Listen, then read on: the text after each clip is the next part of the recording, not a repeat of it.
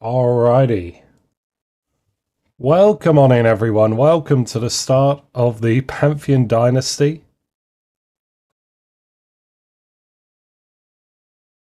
We are going to be playing with the mighty, majestic King Thrifty the First. Allow me to introduce you all to him. Here is a sign. As you can see, King Thrifty is both gallant and overconfident. So initially, we'll be going for a military ambition. Should that military ambition fail, we'll go for a authority ambition instead. Naturally, because military and authority are both our archetypes, we are going to be going for the tyranny ambition. Should that fail, the only remaining authority ambition is sainthood. So yeah, we are going to try and stick to our word and never break a promise or resort to any underhanded actions. We're going to take the direct option and go ourselves to handle events if we can. We are also golden, so we like trade, we like the treasury, and we like having big celebrations. So that's going to be the metrics by which King Thrifty operates. You can all, of course, roll in chat, exclamation mark, is it exclamation mark? 2d6.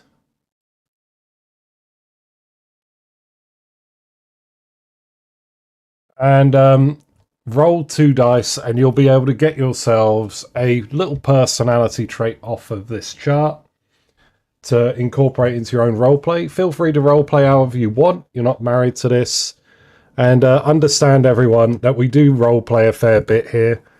So try to be understanding. If you see people within your faction not necessarily voting to advance your scheme, understand they'll have their own reasons, have their own ideas about it. Shadow Moon, thank you for the King of the Castle.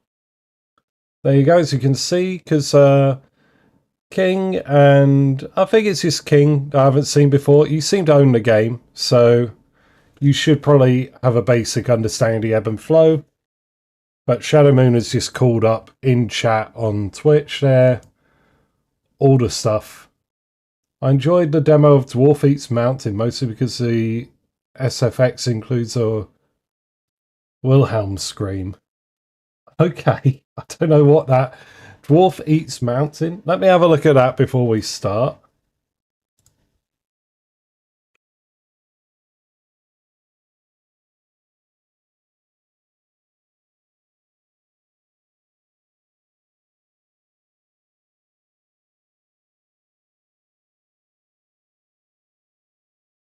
Deploy Dwarven Artillery. Oh, okay. It's one of these tower building games. Okay.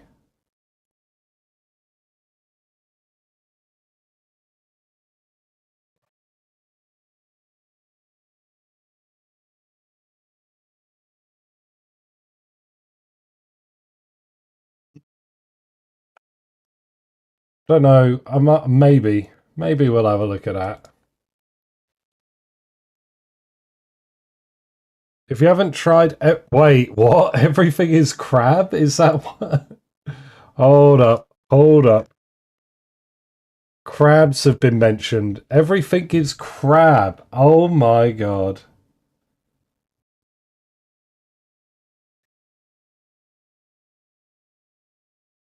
Animal evolution roguelite, hunt, flee, scavenge and thrive in a living ecosystem.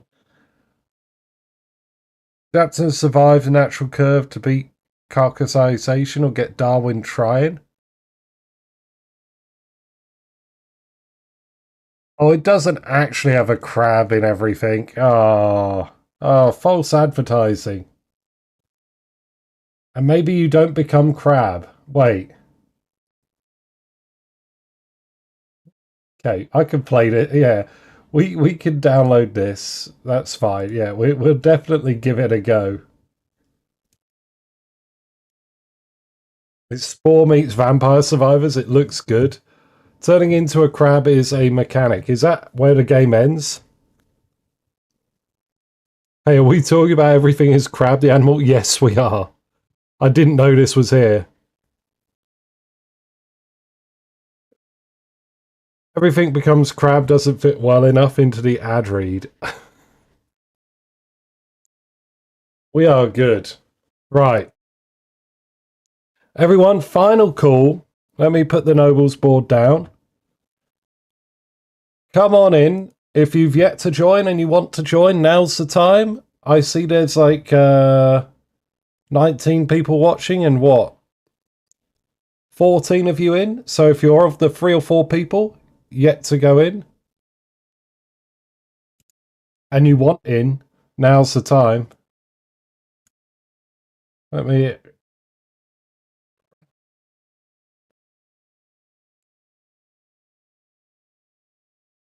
Oh, Long, welcome on in. It's been a while.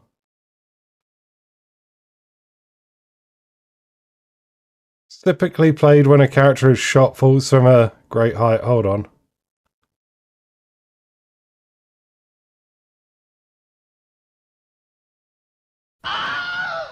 Oh, okay. It's that one. Okay, I got you. I got you. Okay. All right, we're going to be beginning in 3, 2, 1 and moving on. 3, 2, 1. No pats, no crabs, that's it. The theme is all about religion for this dynasty. Now, while we're here, let me go here.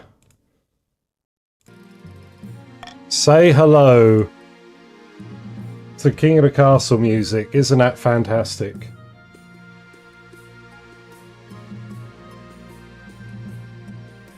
I have 60k channel points and nothing to use on. Fantastic. There you go.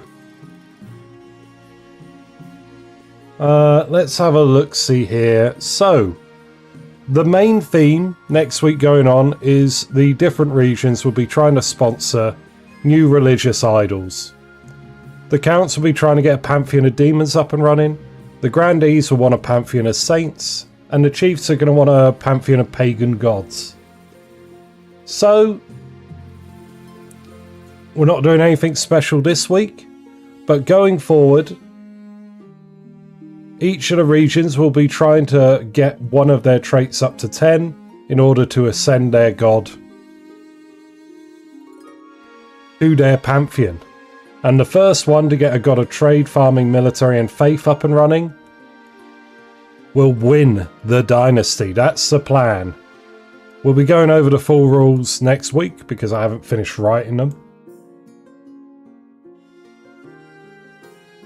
But, you know, that's the plan going forward. Now let's go through. Having a look at it, everyone's got their usual starting stats. Grandees have the highest trade and faith. Counts have good farming. Chiefs are the military powerhouse. As we already went through with me, I'm pro-military. I'm going to be wanting to build up the military.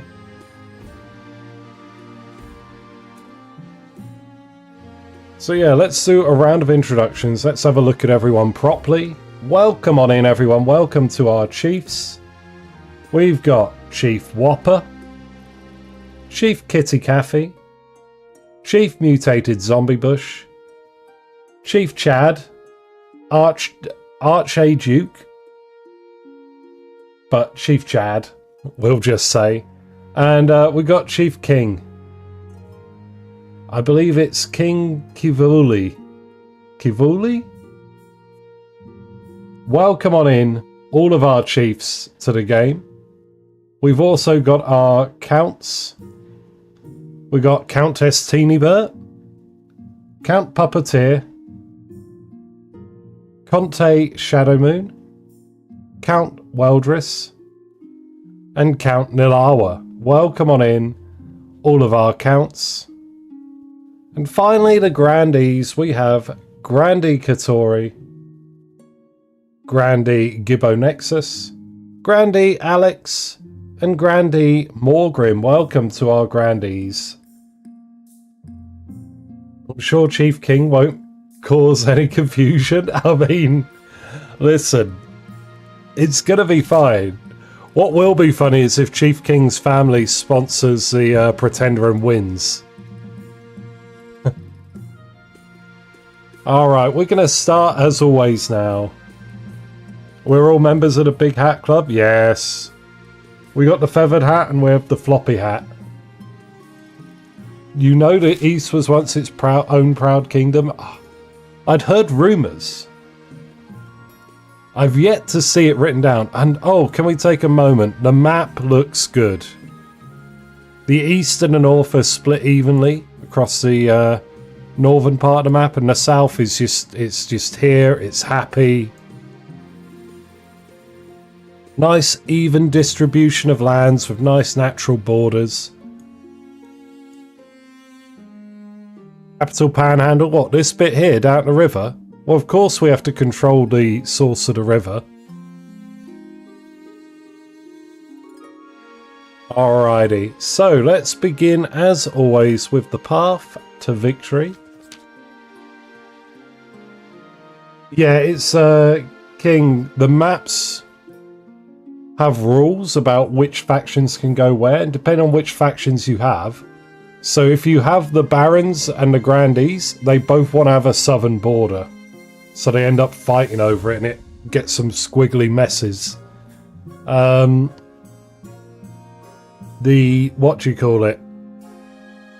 Patricians have to have coastland. The counts have to be in the east, and the chiefs have to be in the north. Baron, Pat, and Grandee is a great map. No, because it gets all stripy and weird. Okay, let us begin. Your Majesty. I do like to role-play in chat. Please do not take my aggression seriously. Yeah, that's fair. Just, if you are doing, like, role-play stuff, do it with quotes. Or, you know, make sure it's notified as such. And if people are uncomfortable with it, like, just desist. It's fairly simple. We just got to hash out healthy boundaries between everyone. Yeah. Your Majesty. When you die, do you hope the kingdom will remember you? Oh, okay. Did you join in? Hi, Loltz in the Grandees, welcome, and it's Merodrick, welcome.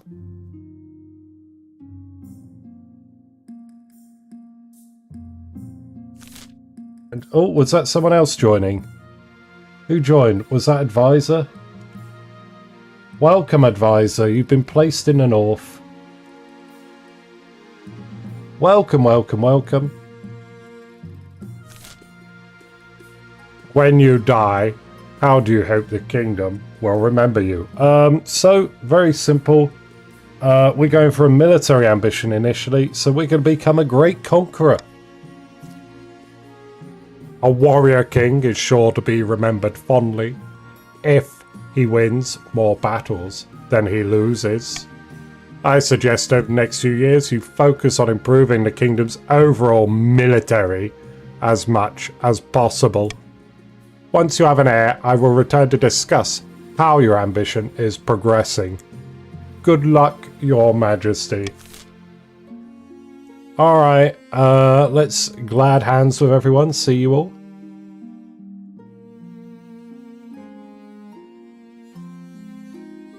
Now that you're the king, your first duty is to meet with the Council of Nobles. Your nobles hail from all across the kingdom, the wintry north, the desolate east, and of course, the scorching south. Alright, who have we got from the chiefs of the north? Hello, Kitty. Good luck in the days ahead, Your Highness. You'll need it dealing with us lot. And who do we have from the Council of the East? It's Teeny Bert. An honour to finally make your acquaintance, Your Highness. May you escape the doom that befell your predecessor. And finally, from the Grandees of the South, hey, it's Morgrim. May the ninth god bless your reign, your majesty. I trust you will conduct yourself with honour and faith. And with that, the introductions are done. Welcome on in. The council hall immediately fills with raised voices as the nobles argue with each other and demand your favour. You sigh and sit back. Is this what the council is like? No wonder your father told you to avoid the throne at all costs.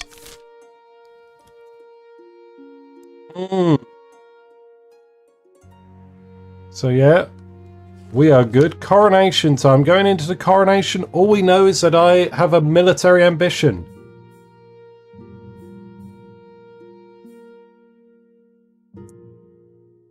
Your Majesty, I've scheduled your coronation to take place in a week's time. Why the hurry? To delay any longer would make the nobles restless. And when the nobles get restless, they take their daggers and look for the nearest back. Well then, what must I do? As is tradition, the council will decide what happens at your coronation. Okay, let's get it over with then. Shall we call the nobles in?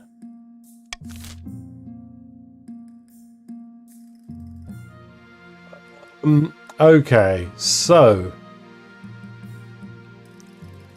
okay, I know what I want.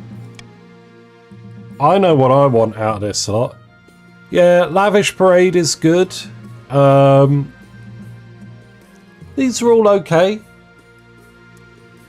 I'm quite happy with a lavish parade because I like to have great displays of wealth, but the military march does sound fun. And when I say fun, it sounds good for me if I want to stylize myself as a military champion. Everyone type !vote followed by A, B, C or D to cast your vote in chat.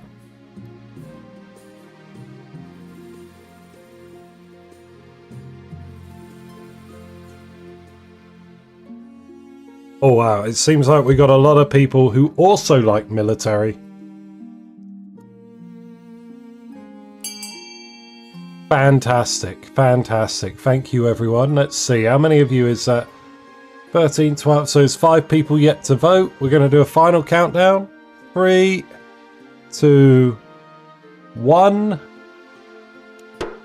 Okay, it looks like we got 4 people active in each of the regions. So I'll try and keep an eye on that. Soldiers from across the kingdom take part in the parade.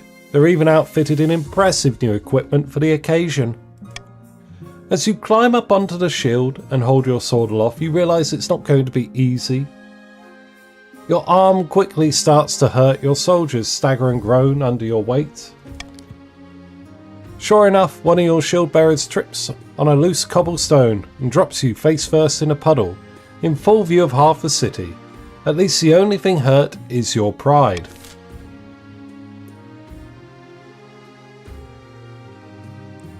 It's fine. I can have a bruised pride if it means having a stronger military. Now everyone, eyes down.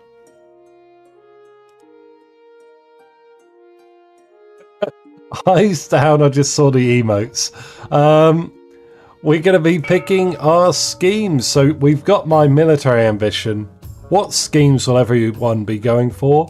We'll be starting off with the chiefs. We got Sven of the Whopper clan with the peach coloured hair.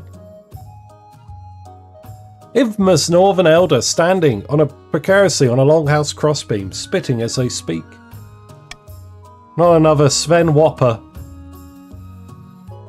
Chiefs of the North, we all know I should be on the throne, not this imposter King Thrifty. How do we make that happen? Alright, Chiefs, your schemes for today. Will it be Doppelganger, Prophecy or Hornblower? With Doppelganger, you want to find a body double to replace me with. With Prophecy, you're going to summon the Lord Render to strike me down. And with Hornblower, you're going to find a magic horn and give it a big fat toot. What's it is? It's Hornblower, isn't it? Yeah, okay, okay. Toot posting in chat, go for it. Yeah, Teeny's got it. Knee deep in the doot. Doot doot. The chiefs plan to dig up Oddheld's legendary horn and use it to take over the kingdom. First, they must win the favour of the gods by diminishing the kingdom's belief in the ninth. To advance their scheme, the chiefs must lower the combined total of all regions' faith to 12 or less in 4 seasons.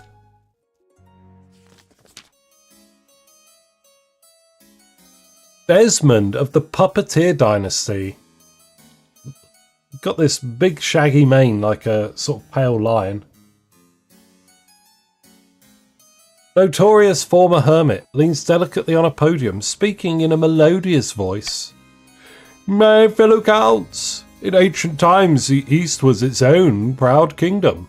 We can bring back those days of glory, but not while the false King Thrifty wears the crown. It reminds me of a show character, but I don't know. Oh, what? Someone from, like, Game of Thrones, Valerian. Like the eyes and the cheek. Oh, the scars? Oh, hold on. Let me read out. Counts, what shall your scheme be? You got subterfuge, ascension, or possession? With subterfuge, you're going to try and replace my innermost council, the Chancellor, Spymaster, etc. with counts. With ascension, you're going to try and lower faith and tempt me into immortality. And with possession, you're going to summon a demon that's going to live inside my head and rule the kingdom for yourselves.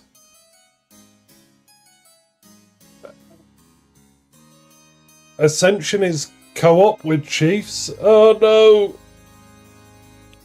No!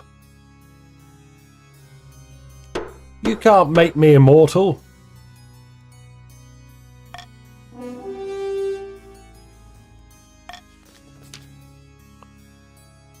The Counts plan to induct the king into their secret cult and offer him immortality in exchange for the throne. First, they must reduce the power of the Eastern Church. To advance their scheme, the Counts must lower their faith to 4 or less in 3 seasons.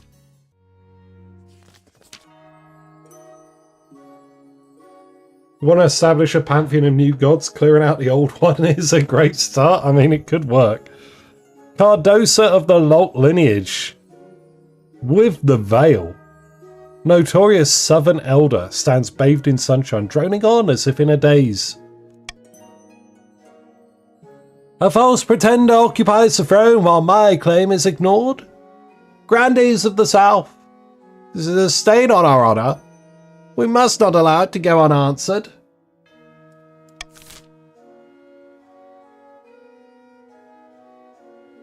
So, the name of the game here, sorcery, intimidation, or witch hunt. So with sorcery, the Grandees will make a deal with a wizard. With intimidation, they're going to try and infiltrate the palace. And with witch hunt, the goal is to condemn me as a heretic and put me to the torch. This kingdom is full of cults, we must purge them. Okay. Who decided that black clothes in a hot region would be a sensible trend? I mean, it is what it is, your nobility. Vote A for Asda? What? So we got a split at the minute among the Grandees. 2 votes for sorcery, 2 votes for witch hunt. It's going to be a coin toss if outstanding Grandees don't vote. There's 2 of you floating about. But I don't know if you're active. So yeah, Katori or Alex, I believe.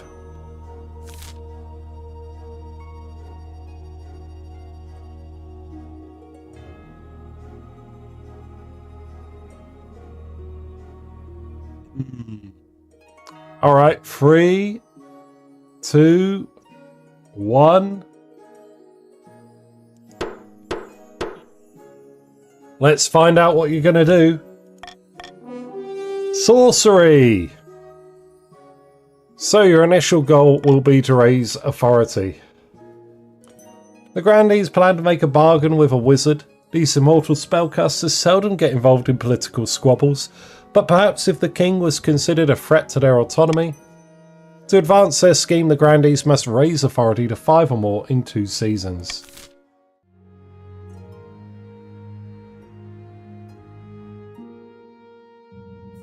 We'll counter the counts and chiefs co-op without... Oh! I got what the answer's about now. Co-op, because co-op is a minor supermarket in the UK. Oh dear. Okay, so who have we got in our rogues gallery? We got Sven, our embittered step-uncle from the north. Pursuing the Hornblower scheme, the chiefs initially want to make sure all regions' total faith is 12 or less in 4 seasons. We currently have 11 faiths, so they're currently passing. Desmond, our long-lost nephew, in the east. The counts are pursuing the Ascension scheme. To start off with, they want to make sure their own faith is 4 or less in 3 seasons. It's currently at 4. Cardosa, our embittered step-aunt. The grandees are pursuing the sorcery scheme. And to start off with, they want to raise the kingdom's authority to 5 or more in 2 seasons. It's currently at 4. So the grandees are going to have to find 1 more point of authority. Little unnerving. Let's see, what suits me?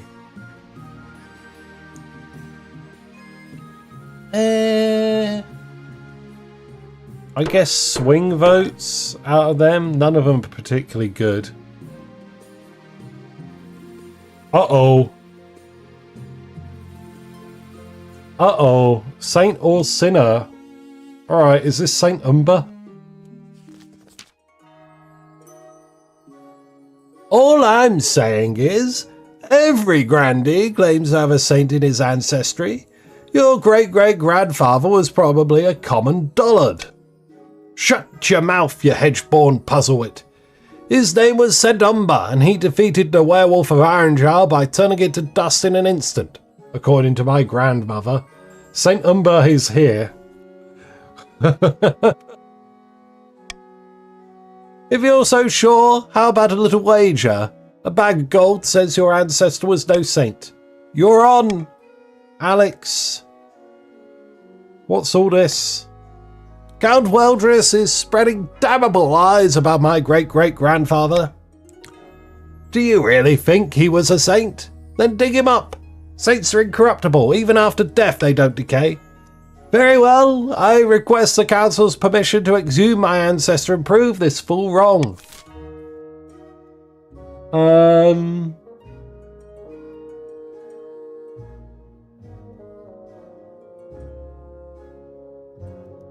I think we gotta do something. Whether we ask the Archbishop to check the church records, or we dig up the body. I mean, both are pretty well, no, this A is the most fun one. Because whether it goes right or wrong, shit happens.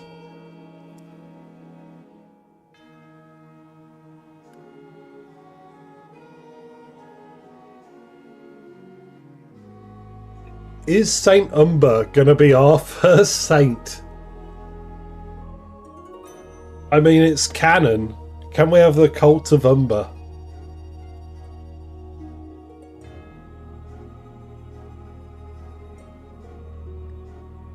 Either way, the Archbishop will be upset. Nah, I think Archie's gonna be chill.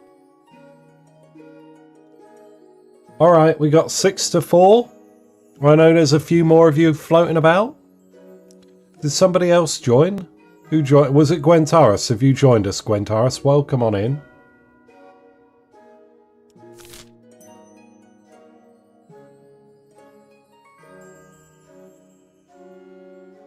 Okay. 3, 2, 1.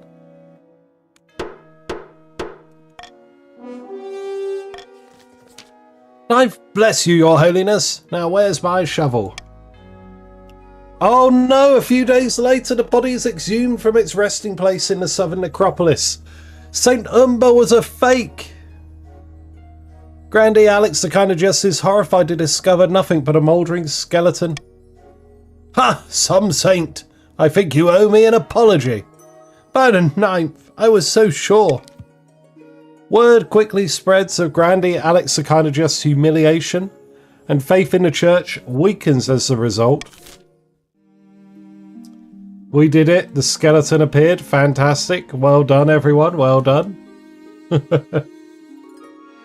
No Saint Umber or the laser eyes of doom. No.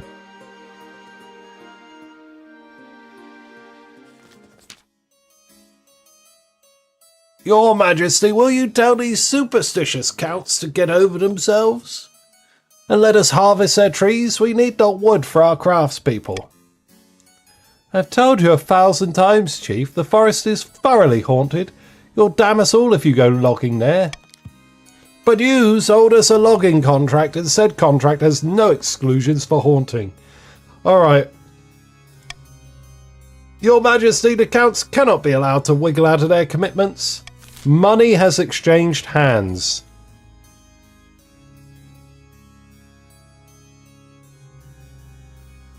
What did you miss? Saint Umber got dug up, but Saint Umber was a fake. The Chiefs have a contract and may go logging is what I would like to see. Those trees literally have faces and they'll make good wood.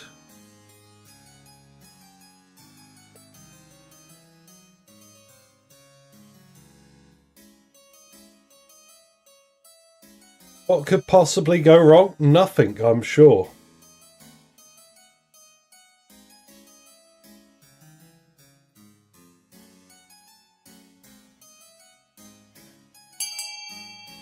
Alright, 6-4. 7-4. I think that's a fairly solid...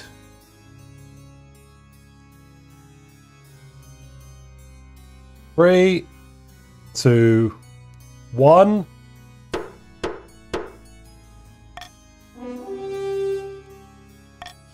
The Chiefs may go logging. With the council express permission, hundreds of northern lumberjacks rush into the haunted forest and gleefully cut it down. A success! A legion of carts, wagons and boats transport the lumber back to the north to be used in carpentry, construction and cabinet making. What were the counts so afraid of anyway?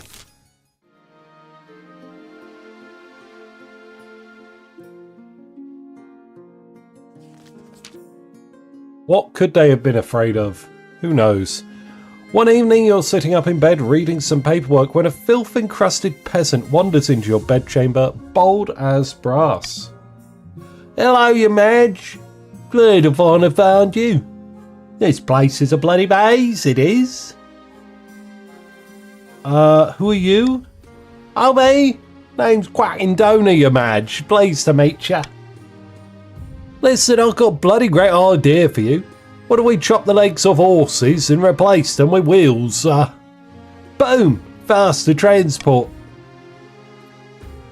Why can't we tap the sign? I thought the sign was active. Okay, let me...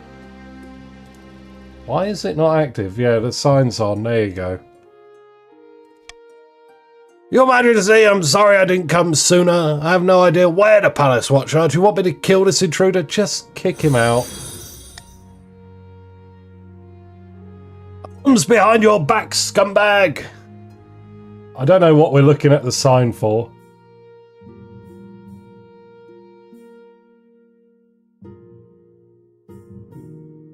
But there it is. The sign.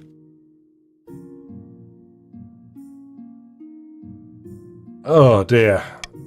The peasant is dragged from your bedchamber, still babbling about horse wheels. When the marshal returns, she looks grim. One thing's clear from this mess is that you need an honour guard who can actually keep you safe. Not like the pathetic watch. Think carefully, Your Majesty. These guards' loyalties will be divided between you and their region. Of course, you could just hire foreign mercenaries. They'd be Lord of Coin above all.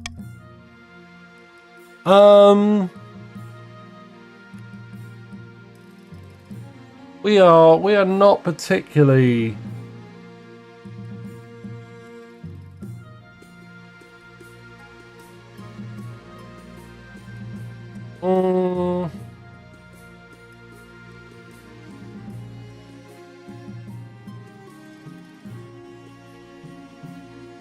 I mean, I could do...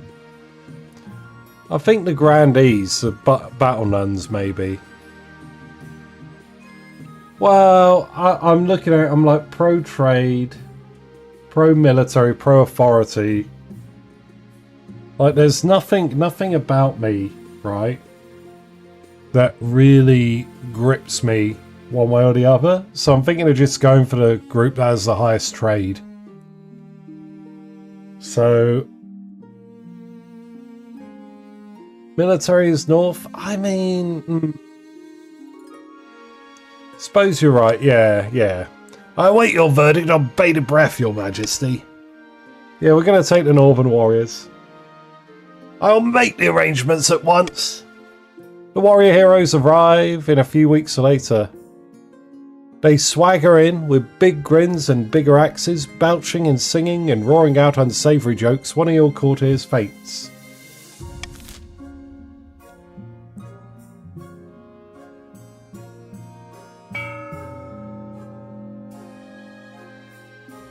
Alright, we got the first auction, everyone.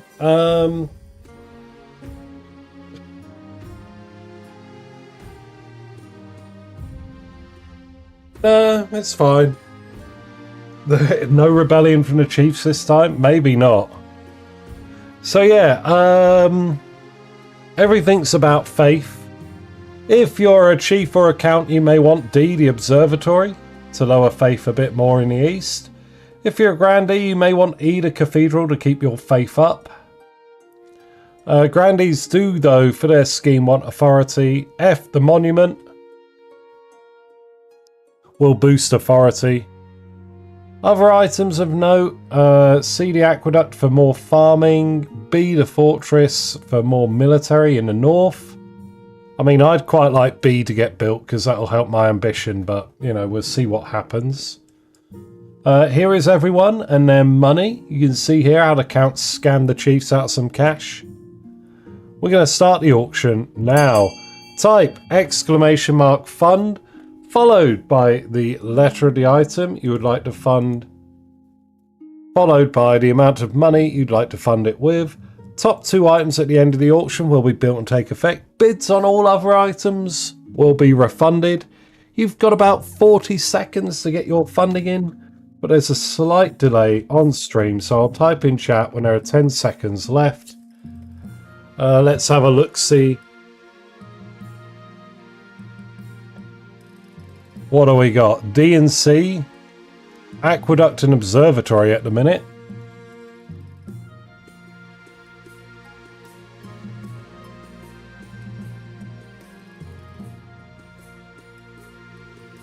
Boom, 10 seconds. Go, go, go.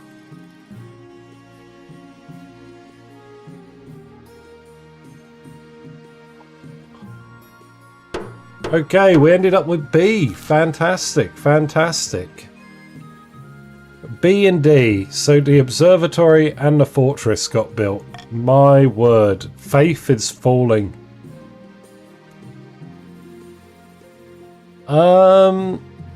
Stargazing. The abomination? Let's start with the abomination. Your Highness, I have something to confess. A terrible mistake. Oh, Saint Umber. I was desperate to prove that my ancestor, Saint Umber, was a saint after all, so I sought out a witch who lived in a giant snail shell in the desert. I paid her to summon my ancestor's spirit back to his old bones so I could ask him questions about his sainthood. But the ritual went wrong. My ancestor rose as a living skeleton. He killed the witch and ran off into the night. You fool! Dark magic! Necromancy! I should have you burned at the stake for this abomination!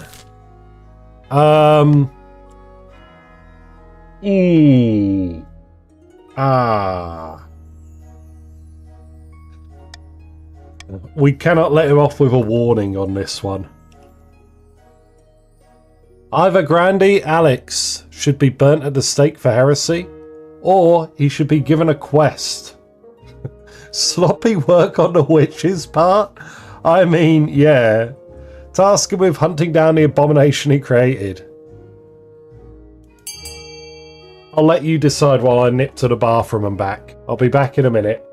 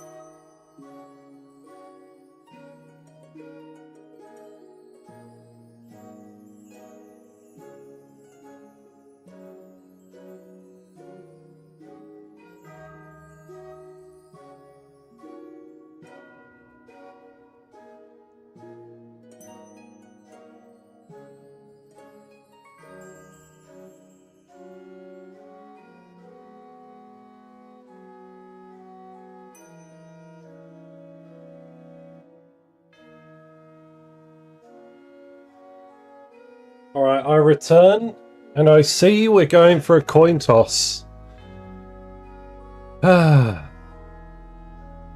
If he dies, he dies. Yeah. Alright. Here we go. Alex has got to go off. Brandy Alex gathers up a full force of troops and rides out into the desert to hunt down his undead creation. None of them are ever seen again. Oh my god. This is not good. Months later, a scattering of bleached bones and rusted armour are discovered underneath a sand dune.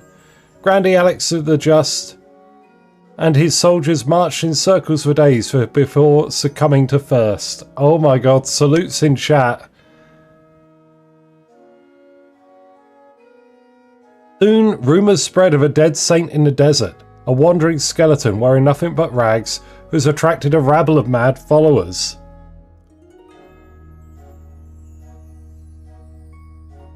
Alex the kind of Just the First died, but Alex the Second will join the council in their place. Salutes in chat. This is our first death of the dynasty. Oh, kill count. Kill count goes to 1. And Saint Umber is wandering the desert. Yikes. Not good, not good. Less than desirable. The dead saint preaches that the modern grandees have fallen from grace. After all, they brought him back with necromancy. What more evidence does he need? His fanatical followers launch a surprise raids on southern troops, flaming arrows in the night, throats cut in the barracks, supply lines disrupted and trade caravans set alight. The Skeleton Saint, as he becomes known, will be a thorn in the Grandee's side for many years to come. Well, we've actually got a cult. Like, the game actually gave us our first cult, the Skeleton Saint. Our first god is an undead saint. Yeah. The game knows. Alright. Make a note of that. We'll work with that when we determine our first saint. This simply can't go on, Your Majesty. These arch boffins think they know everything, but they know nothing of the Ninth God's wrath. Please, Your Majesty, we found a perfect site for an observatory high in the southern hills, but it's on Grandee Gwentaris's lands, and he refuses to let us build there. Such things are a heresy. The stars are just as big and close as the Ninth God intended. Who put you up to this idea, But it's one of those counts like S-Man. Oh, S-Man's joined us. Hello, welcome.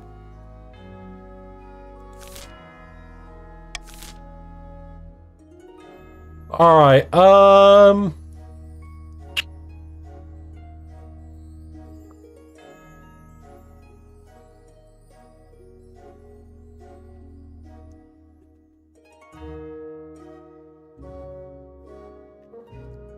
I don't know if I care enough about any of this, really. I'm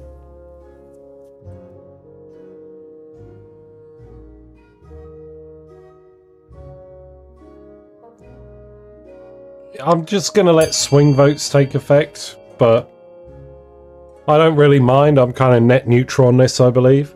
So you can change your vote after you've voted, everyone.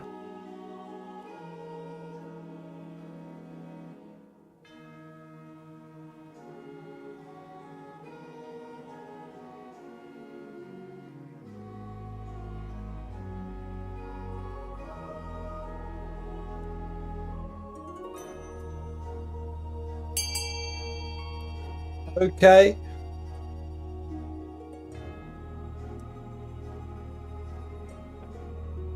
Let's see how it goes. I think it's good to say that we're going to go with A.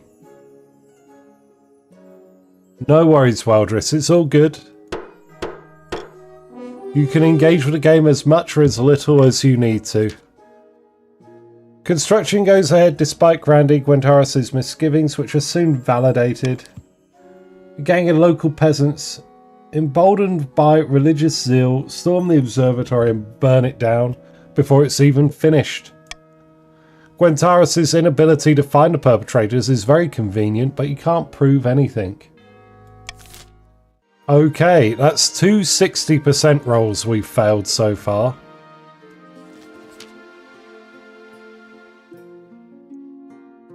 In the twisty passages of your castle, you can avoid your advisors, the nobles, even the spy master. But there's one person you can't avoid. Your mother. Why haven't you found a spouse yet? It's been almost a year. I've been busy. There's a skeleton burning down the south. You better find time. Don't worry, I'll take the liberty of finding eligible candidates. What is your preference, men, women, or do you not mind? We're having it, yeah, it's rough out here. It's not good, is it? What are we going for today? Free anyone. Anyone's good for me. Excellent. I'll send out messages to the most influential noble families in the kingdom. Let's see what they have to offer. Okay, alright. Down in the south, Grandy Katori is practicing his swordplay, cutting a dummy to ribbons. Any luck finding a wizard, Darkles? Nay, I'm afraid not. King Thrifty is weak and the wizards are satisfied they needn't worry about royal meddling in their affairs. He can't even stop a skeleton burning down the south. By the 9th, we must try harder. The Grandee's aim is to raise authority to 5 or more.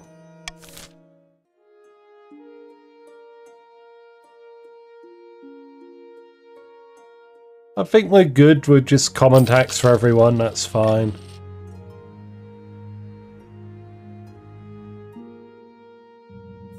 Oh no, okay, now we got shit going on everywhere else. South is bad to the bone. Your Majesty, we're having terrible problems in the east. The people have lost faith in the ninth god and churches are being left to crumble. But without priests to perform the rites, the dead are rising as ghouls from their abandoned crypts. There have been 9 attacks in the last week alone. What is a ghoul? A restless corpse seeking vengeance upon the living. Ghouls can be raised by necromancers naturally, but can also arise naturally when a recently dead body is forgotten by its family and left unattended by priests. We must remind the Eastern folk that they are lost without the knife to protect them, especially once they've passed. Oh, shit. Okay.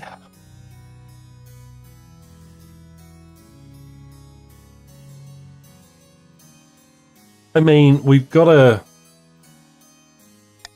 We don't like this undead. Send in more priests, please.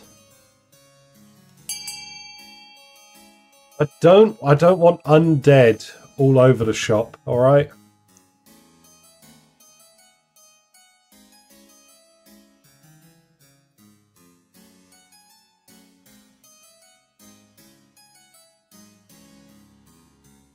Wowee. Okay. We're going to allow the ghouls to exist. Is that the plan? I don't like that plan. I really don't like that plan. Okay. Alright. Final countdown. 3, 2, 1.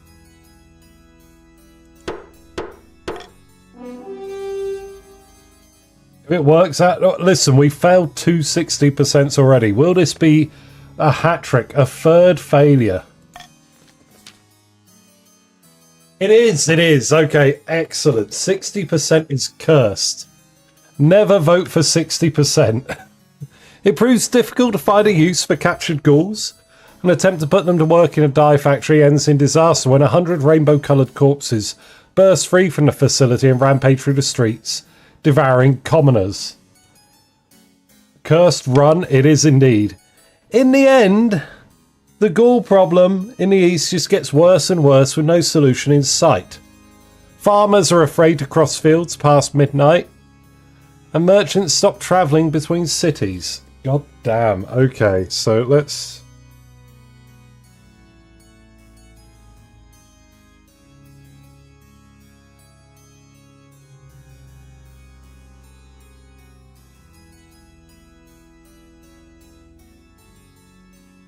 Ghouls? I'm just making notes. We got ghouls in the east, roving about. Haunted furniture. What could be wrong? Somebody stop that Amari. Toby Polsko, welcome. Welcome on in. Just as you're on your way to the council hall, an antique cabinet runs past you at blinding speed. Grandee Toby follows in close pursuit. XCOM the 10th God. Oh dear. Oh, greetings, Your Highness. I'm having some trouble with my furniture. I brought it from a chief mutated zombie bush just last week. Of course, today I hear it's been happening all over with the scoundrel's merchandise. More than that good-for-nothing filcher. The forest they chopped down was an ancient heartwood grove. The trees were alive. They still are. Please, Your Highness. The council must step in. Okay.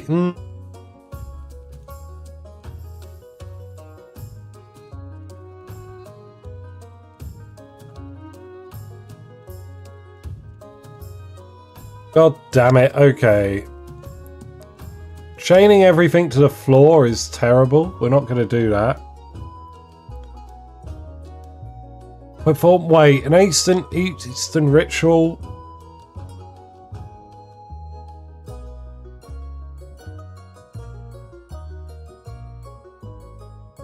Do we want to do another ritual? Haven't we had enough of this?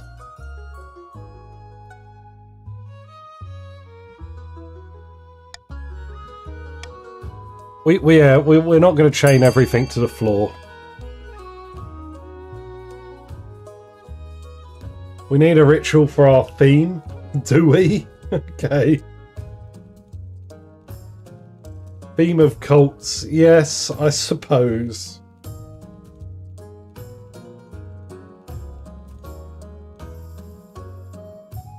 Oh, lordy.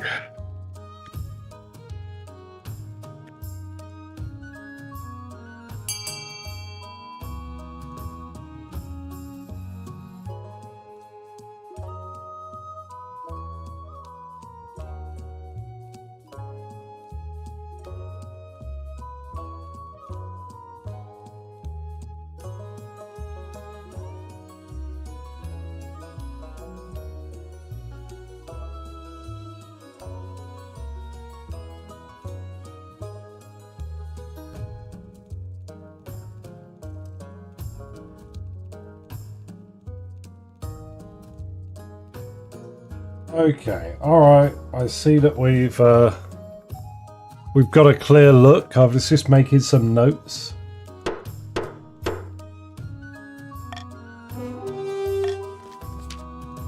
You're playing with fire, Council, permitting heathen rituals just to save a few pieces of furniture. The Knife God will judge you for your hubris. Conte's Shadow Moon pores over dusty tombs and ancient texts for any mention of creepy trees or haunted forests. They return a week later with a grim expression. We've angered the tree spirits by trapping them inside amores and cabinets and tables and what have you. Really should have been seen that one coming.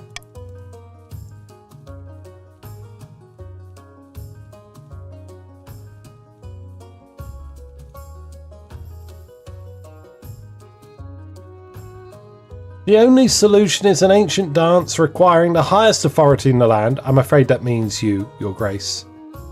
I can't even... Oh my god, it would drop stability.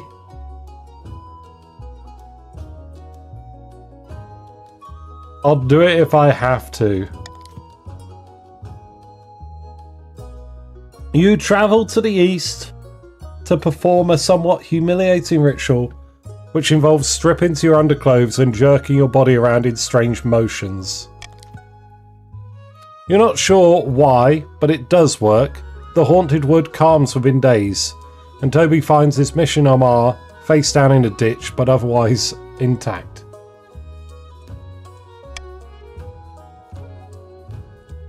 You try to ignore the parts that say the ritual must be repeated every 20 years to keep the spirits at peace. Maybe they'll get used to being furniture.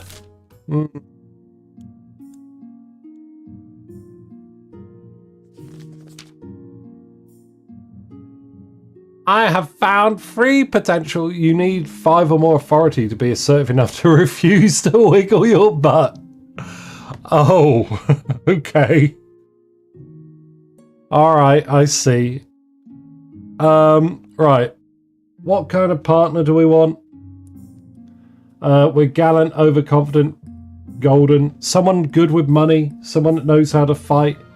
Someone that's driven. All that stuff. That would be good. What's happened? Nothing good. Nothing good.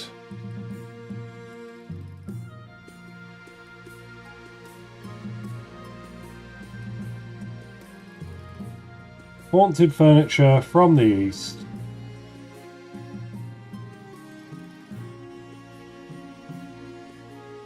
Made in the north. Alright, that's another note. That's something else we could form a cult around. Your mother leads you to the Great Hall, where she's arranged 3 portraits on easels. For now, each is covered by a cloth. Alright, let's see them. She whisks away the cloth from the first portrait. This is Martha, firstborn daughter of the Northern Advisor clan. Beautiful, isn't she? Apparently she's also exceptionally well-mannered and agreeable for a Northerner. She spends most of her time playing cards or making wagers with friends and hangers-on. She was already engaged once, but it didn't last. No one's sure why. A gambler? Gambler isn't... No, not good, not good. This is Volstock, eldest son of the Eastern Weldress Dynasty.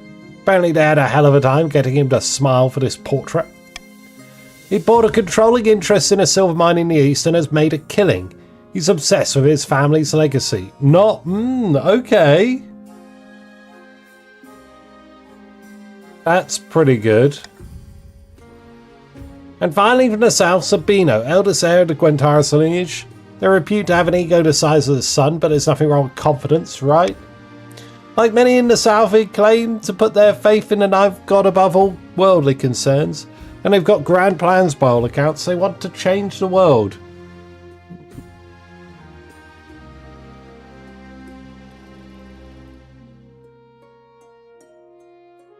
I mean, he's not... They're nice, but no. I think it's got to be the count. The money. What do you think? Of course, by picking a candidate, you'll anger the other regions, but you'll gain a lifelong alliance. Okay, I've made my decision. We're going to marry Vostok of the East. Excellent. I'll make the arrangements.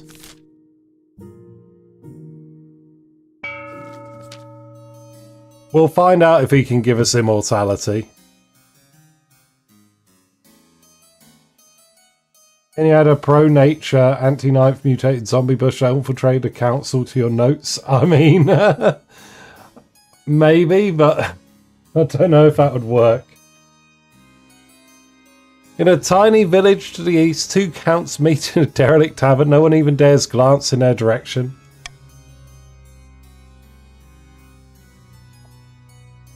Peasants all across my lands are rejecting the ninth god, says Shadow Moon.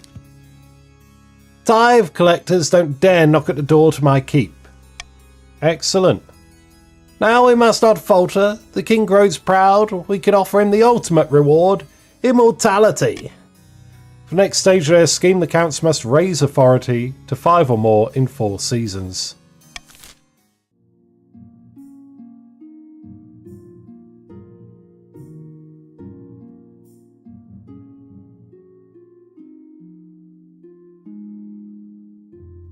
Okay, alright, we're going to do Call for Unity, even though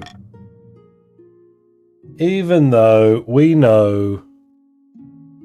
God damn it! What are the chiefs up to? What is this? Your Majesty, I bring grave news. A missionary went up to north to bring the true faith to those pagans, but last week he was found dead on the outskirts of a remote village. May he rest in peace. Murdered? Just so, Your Majesty, and not just murdered, but sacrificed in a devilish ritual to one of their awful pagan gods. He was draped across a stone altar with antlers embedded in his head. Okay. Priest. Sacrificed. In the north.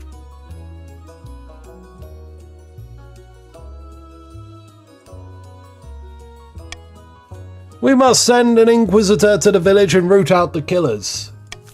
They heard the assignment and locked in? Yeah. Oh, another 60%, I wonder. Ooh.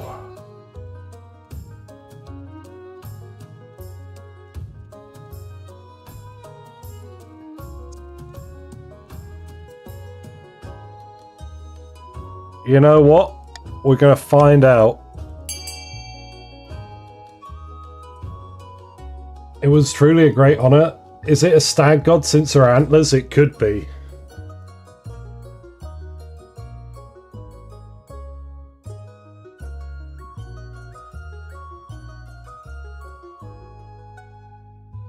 Maybe that was the real ritual that put the furniture to sleep. Okay, 60% can't fail every time, right? Can it? 9 votes for the ninth god. Let's go.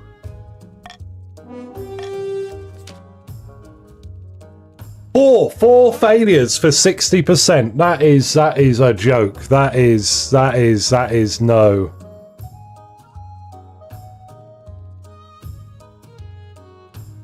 What is this? What are we doing here? My God. The gods have cursed us. All is forsaken.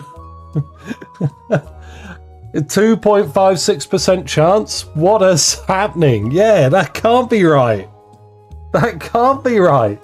4 60% failures in a row.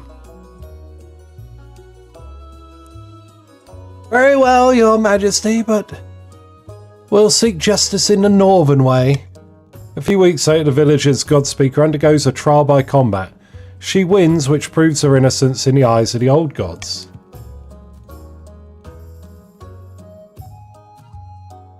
Southern Church is furious that the culprit, who was accused of pagan crimes, was acquitted by pagan methods. Not good. Are we sure it's not 0.6%? Oh my... could be. So it's 40% and 40% of 40%, which would be 16%, and then 40% of 16%, 4%? Something like that? I don't know.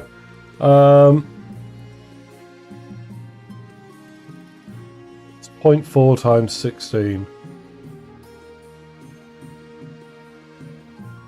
5.6. Okay, and then 40% of 5.6, which would be, yeah, 2 something, right?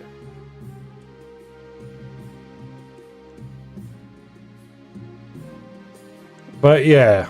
Okay, finest mead. Wonderful. No. I've had 4 60%. We had 1 coin toss, but we've had 4 60% that have all failed. Your Majesty, the Caesars have not been kind to us in the north. We face poor harvests and miserable farmers. I beg you to send aid. Well, what do you people need? What people? No, I am to be wed, your highness. And when the day comes, I will drink only the finest mead. But with the farms in their current state, we lack the honey.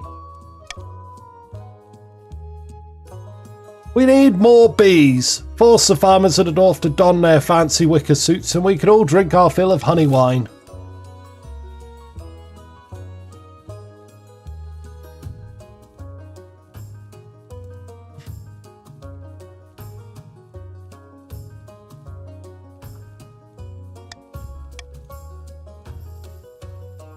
We got B for bees. I want to pass a mandate because I'm worried about the authority levels now.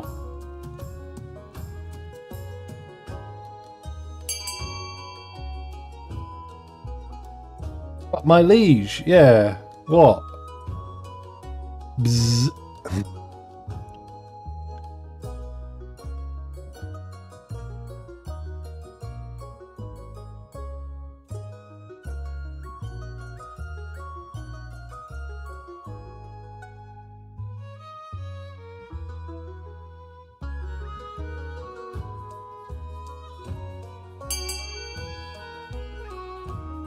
Okay.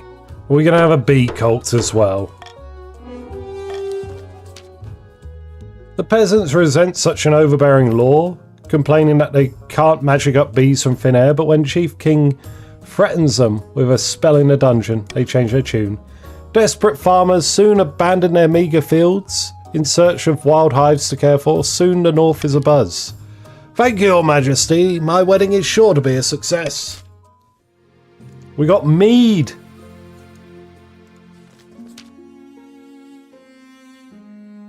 Your wedding to Vostok is naturally the talk of the kingdom. Nobles and peasants alike travel from across the realm to attend.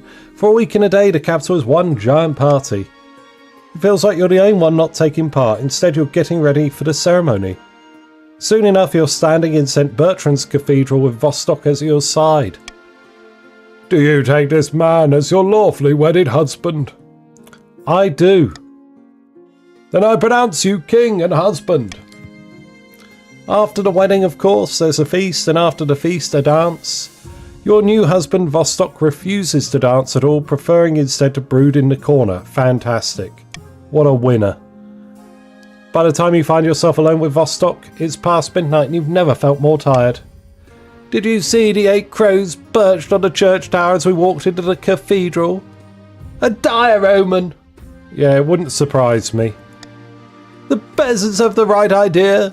They get married for love, not politics. Oh, to live the simple life of a commoner.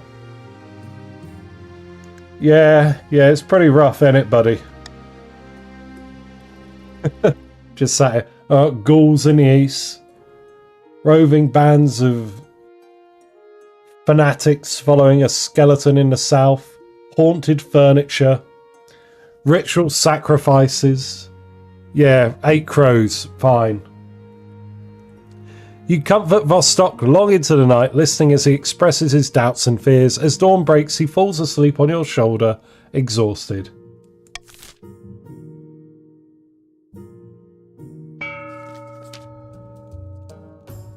Northern sagas tell of Oddheld's horn, once gifted to the mortals by the honey-blooded prince himself, lost to the snows of time, never to be found again. Until now. By all the gods, can you believe it? This has been the most bountiful spring in living memory. The grass is green, the sun is warm, even our sheep have given birth in record numbers. It's the work of Oddheld, my friend. We've spent many months beseeching him, and now he has rewarded us with the means to overthrow the king's regime. Truly? You mean to say he has pointed us to his horn? Aye, but it's far to the north, in the Ice Giant's territory, in the frozen wastes. We need a hardy force of heroes to stand any chance of retrieving it. For the next stage of the Chiefs' scheme, they must raise their military to 5 or more in 2 seasons. Uh-oh. The Chiefs are going to do it. The Kingdom is great. Oh. Yeah, the Kingdom is doing good. I think the Chiefs are going to... I think the Chiefs might swing it. Okay, alright, okay. A dangerous cult. Unlike the other cults we've been dealing with. Count Puppeteer. The breeze bring in ever more concerning reports of a wild cult at large in the east. These fanatics call themselves the 8th chapter. They claim to have found the arm of a dead god. Fuckers. 8th chapter. In the east. Everyone decided, yeah, you know what? We all want to have a punt at being the next pretender. Nonsense or blasphemy? Possibly both. Church attendance is already down, and with it tithes. We can hardly manage without tithes. This heresy cannot stand. The council must do something to stop it. This is in the east. It's happening.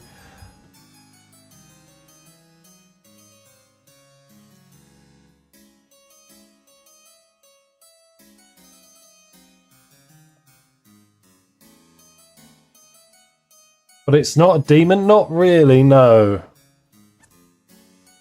But, you know, we're gonna... I'm taking notes and I'm gonna try and, like, conjure something that works at the end. Based on what's been happening. We gotta do something. I don't care what we do, but we gotta do something. And the beasts are eating in our feasts.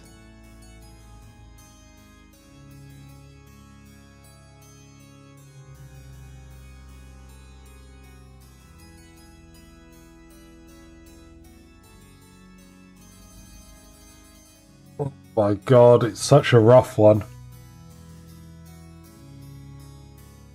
Oh, forget about trying to manage my ambition.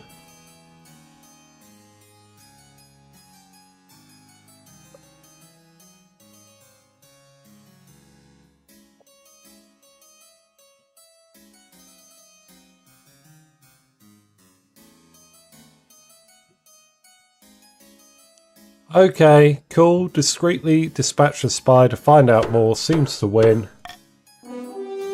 Oh, Lord. You dispatch a spy and hope to hear back soon. The nature of subterfuge demands that those in charge remain in the dark. Okay, great. Conte S-Man, hello. I don't mean to exaggerate, Your Majesty, but I believe I have pioneered the most incredible invention in the history of mankind. I was hosting a small party, playing cards with some old friends, and called for a servant to bring me something to eat that was both tasty and convenient, as my hands were occupied. What my servant brought me that evening will change the world forever, Your Majesty. Show me. Behold! They hold in the air a plate. Atop the plate are 2 slices of bread with a piece of meat wedged between them. It allows the hungry noble to consume 2 slices of bread plus meat all at once, saving valuable time. Meanwhile, the bread serves as an impregnable barrier, preventing one's hands from being besmirched by meaty juices. S-Mandwich, yeah, okay, yeah. Yeah, yeast moment. Ingenious! Naturally, since this is my invention, I propose we name it after me. In a few years' time, I expect everyone will be enjoying a nice S-Man for lunch. But naturally, this innovation cannot be made available for free. Every time an S-Man is consumed, I expect a small royalty payment.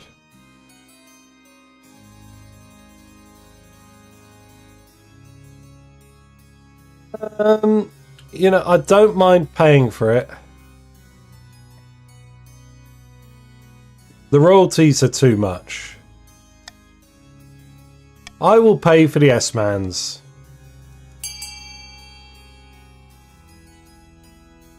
Vote how you please, though, everyone.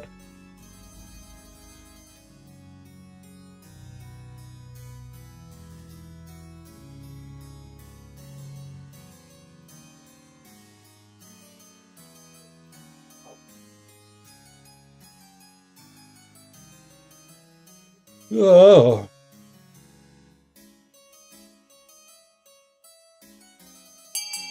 Oh God, okay. Very close one. Hotly contested.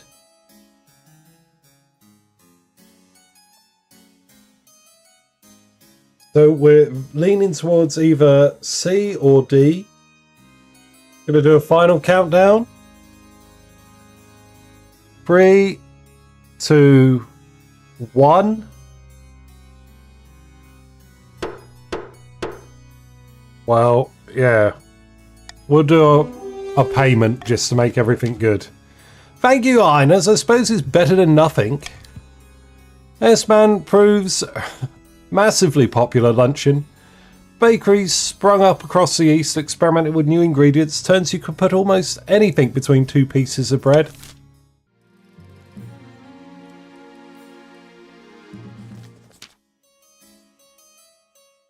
Thrifty, I had something I wanted to ask of you. Well, what can I do for you, Vostok? As you surely know, I own a very successful lumber company back home in the east, but the current laws are a little restrictive for my trade. Lots of tariffs and regulations, you know how it is.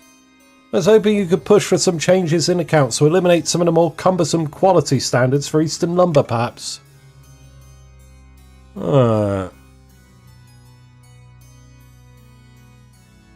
It's corruption, plain and simple. I wouldn't call it that. It's just a helping hand, that's all. Our peasants would surely thank you for it. Okay, fine. The current laws are in place to prevent more haunted wardrobes running amok. That is an argument. How exquisite, I'll see you there. Well, I mean, I'm going to do a call for unity. Obviously, I would like it to go only on Eastern lumber. But you're going to vote what you're going to vote, so there you go. I'm going to nip to the bathroom and back while this runs.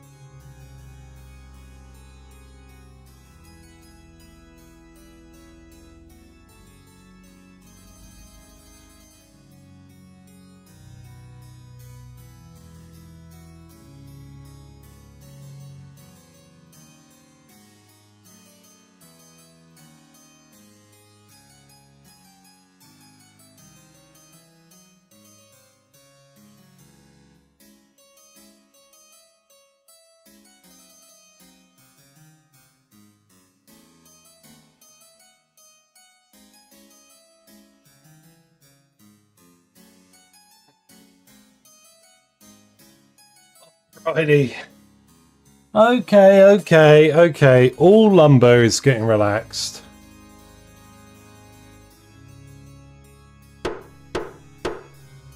Call for unity worked? Yes, I guess. I can't believe you're just letting this happen. I should have known those ingrates would vote against me. I couldn't do anything against it. The relaxation of standards all across the kingdom as a result of lowering production costs and boosting the economies of all regions. Unfortunately, it also leads to a lot of collapsed buildings and avoidable accidents.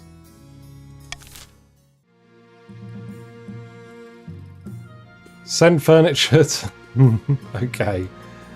Ah, dear. Alright, so both me and the chiefs would like the fortress. The counts and grandees would probably want the monument, D. But maybe the grandees also want E, the cathedral, to keep their faith up. I mean, it's all swings and roundabouts. Oh, chiefs might also want B, the theatre, to stave off the counts and grandees.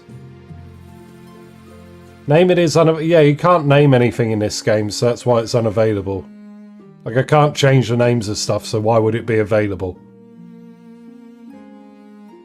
You know, things are only available if they're applicable to the game I'm playing. Alright. Here is everyone and their money. No, because I can't do that in the game. Like, you can say you want to name it if you want, but the fact of the matter is I can't, like, paste a name on top of the map. Here's the auction. Exclamation mark fund, followed by the letter of the item you would like to fund, followed by the amount of money you'd like to fund it with. Top 2 items at the end of the auction will be built and take effect. Everything else will get refunded. You got about 40 seconds to get your funding in, but there's a slight delay on stream. So I'll type in chat when there are 10 seconds remaining.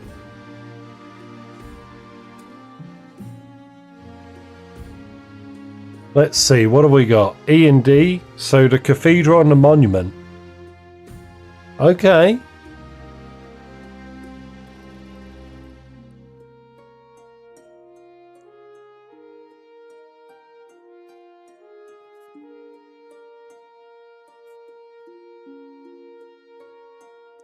Oh shit, I've glazed over for a moment there. Oh no, it's over.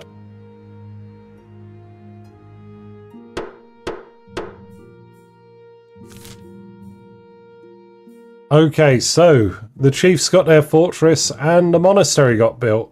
The monastery, the monument. Bees! Bees! The north has taken to beekeeping like a bee to a flower. Crops are bountiful and the fields are blooming. There have been festivals with much dancing and merriment. Well, fantastic. No, the church is worried. The farm folk are besieged by nightmares, all involving bees. Bees in the north.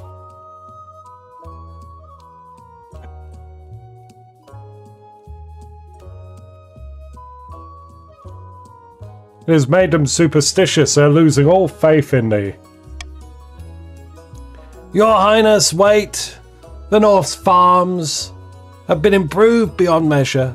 There is widespread happiness like never before, but for some reason the church wishes to burn our hives.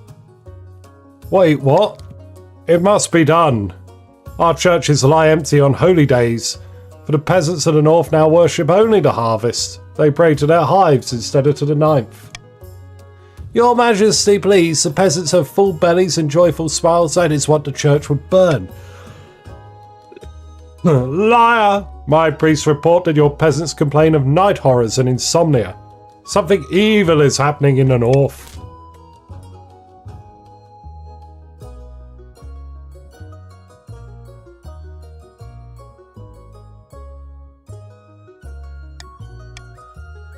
We're not going to throw more bees in.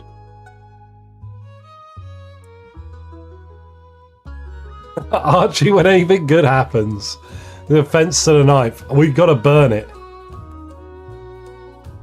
I think so. Evil is happening everywhere in this kingdom based on how things have been going. Yeah. Oh dear. You know what? Actually, I'm going to do a monarch's vote. We gotta nip this one in the bud. Right? I can feel it. We've had so many things going wrong. We got to stop the bees. The bee cult cannot be allowed to exist.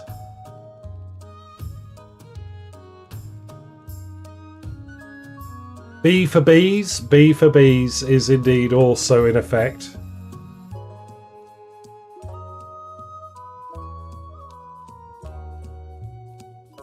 Bzz. Bzz. I haven't. Oh, you haven't seen the sign? Okay, well, people are still voting.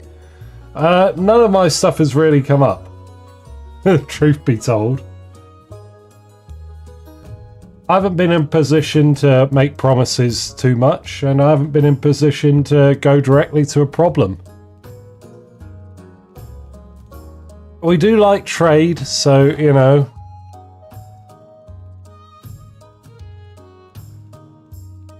The North will remember this. It looks like they will. It's currently... Oh, okay, no, burning the hives, inching out.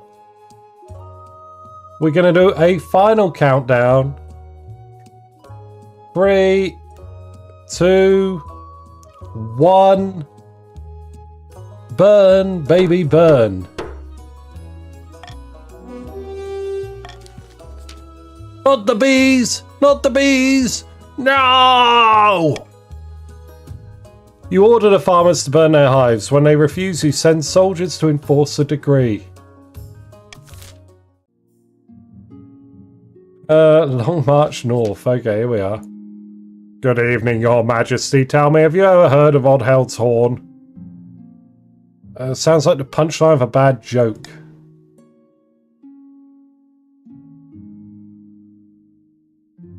This... What? This be against pro-celebration? The sign means nothing? What do you mean? Why are the bees pro-celebration? I don't understand. Like, it's an evil cult that's causing people to lose sleep. The reason we initially invested in the bees was because we thought it'd be pro-celebration, but like the church is like, actually there's a problem.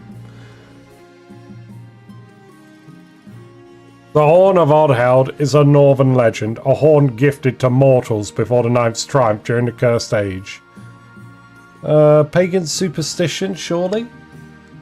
Partly. The horn is the creation of one of the deposed gods.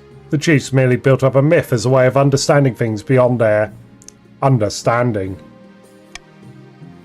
But it is real. It is said to have the power to destroy any fortification with a single toot. The chiefs are searching for it in the frozen wastes, having received a sign hinting at its location. They were said. Well, I mean, yeah, it's also saying that they're getting nightmares and everything's been going wrong, so we're not taking any chances. Like that's the gist of it. That's why I decided what I decided. That doesn't sound good. It's not. We'll need to stop them before they retrieve it, if at all possible. They've gathered a great host of warrior heroes for the journey to the wastes. We must act fast to have any hope in stopping them. You hastily assembled a council to deal with the chief's military build-up. The chiefs, predictably, deny everything. Will you deny us our right to protect ourselves from the ice giants? Bah!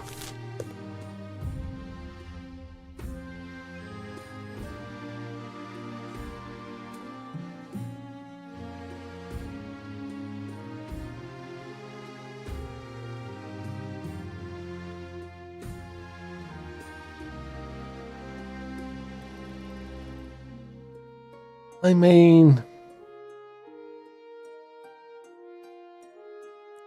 It's never enough. I'm thinking ban all mention of Oddheld's Horn. I'm just going to do a call for unity. I don't think I'm strongly... Because I wouldn't want to demolish the military. I wouldn't want to be all heavy-handed. And I'm not... I mean, I guess I'd lean vaguely towards C, but who knows?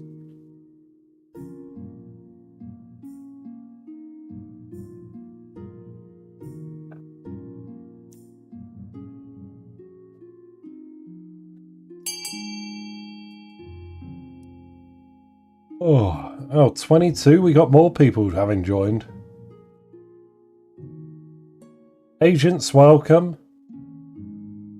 Who else is here that's new?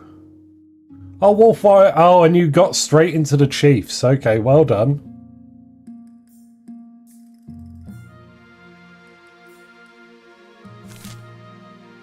Okay, then. Well, it looks like we're banning all mention of Oddheld and his horn. Your ban helped slow the tide of warriors joining the expedition in the north. As word of the mythical horn is stifled, it will be some time before the chiefs can set out on their journey north. But the delay is not permanent. The chief's stat goal will not be evaluated until the end of next season.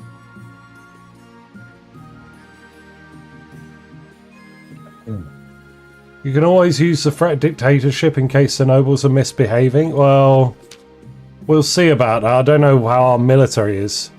Your marriage to Vostok has grown stale. You get along well enough and made some good memories together, but there's no spark.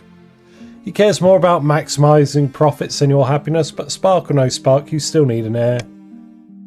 Congratulations are in order. The royal wedding was a magnificent affair. Yeah, went as well as could be expected. You're still in power, aren't you? Still got the crown on your head? That's what matters. You've done well so far, but something's still missing. An heir.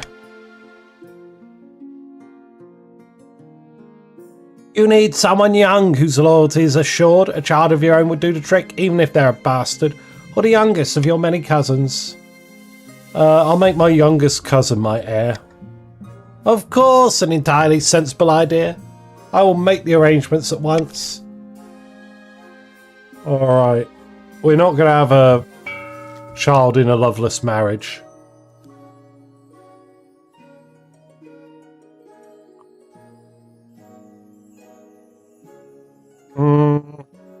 Down in the south, Grandi Katori is practicing his swordplay, cutting a dummy to ribbons. Suddenly the sky turns black, a flash of light, a boom of thunder, and a figure stands where the charred scraps of the dummy used to be. I am Afmoral, Wizard of the Storm. Speak your peace, mortal, and be quick. I thought we might have a common goal. The king has been overstepping his bounds recently, hasn't he? This is undeniably true. Watching from the clouds, I have observed many grave injustices committed by the king's minions.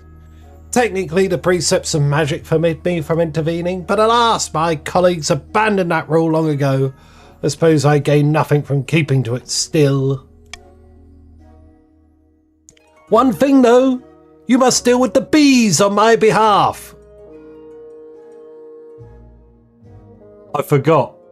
Already done, they've been burnt. Did you say bees?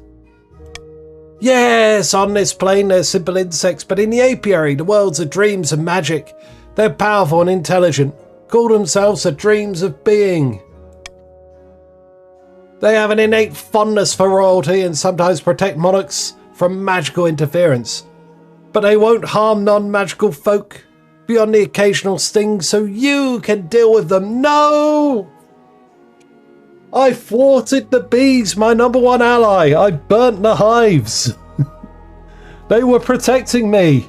For the next stage of their scheme, the Grandees must allow all regions combined farming to 14 or less in 4 seasons. It's currently at 12 plus 7, 19. They need to lose 5 farming across the board. We're good with common tax for everyone. We are no good. Accidentally destroyed my number one ally.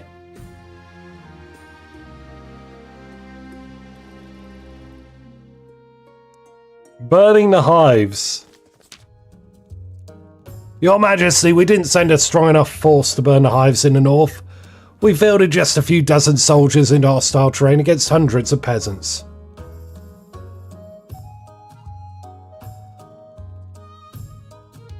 I didn't expect them to fight back.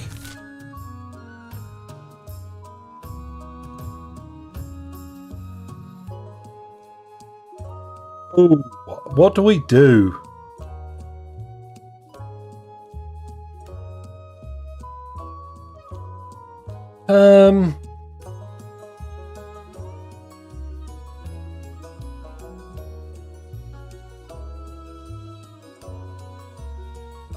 It can't possibly fail. I mean, I know, but what would I...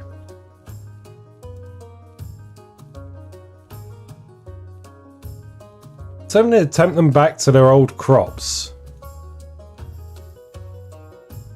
A is no gamba, yeah. I think I'd bribe them. B for beebs, B for bribes. Just to peacefully end this. I don't want to unleash the troops on peasants, really, do I? That wouldn't be my way. Vote how you will, everyone.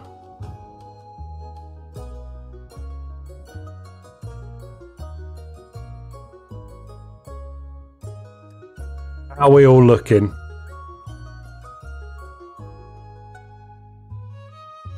Oh, lordy.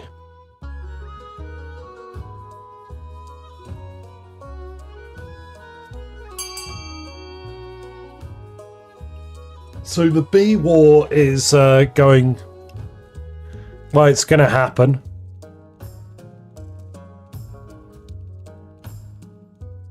Can't believe the wizard has manipulated the council into sending forth an army to burn all the hives. You muster the North's military and send them to the farm. Soon the hives are aflame. You toss and turn at night, your dreams plagued by screaming faces with golden tongues. Horrific visions of blood and fire and smoke, and then it's all gone. You dream of ash floating in the wind. The next night you sleep peacefully. Holy crap. Alright, we'll roll with that.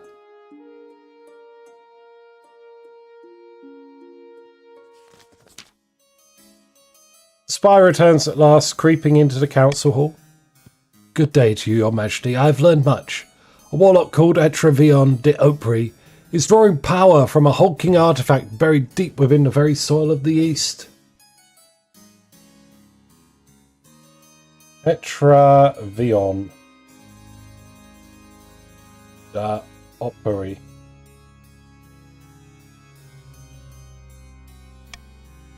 Etrevion is preaching that the time of the church is at an end, and this limb of the eighth god will bring freedom and prosperity. Oh.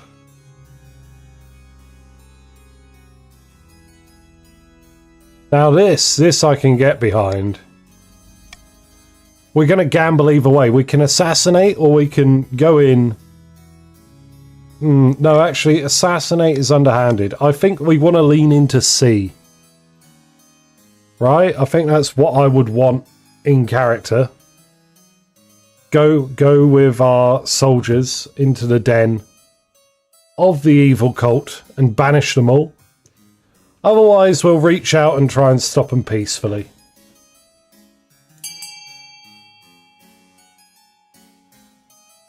Sound the drums. Toot the horns. We're going to war. We're going into war against the cult of the eighth.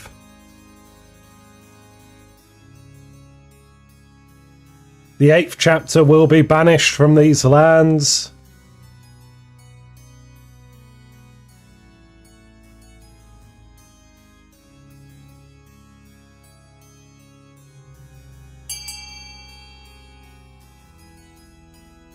Okay.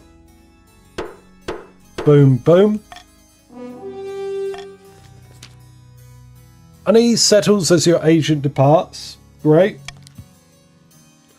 After several weeks, your spy master nervously reports that the charred body of your spy has been dumped on the palace steps. The troops who accompanied him, there is no sign. Yikes.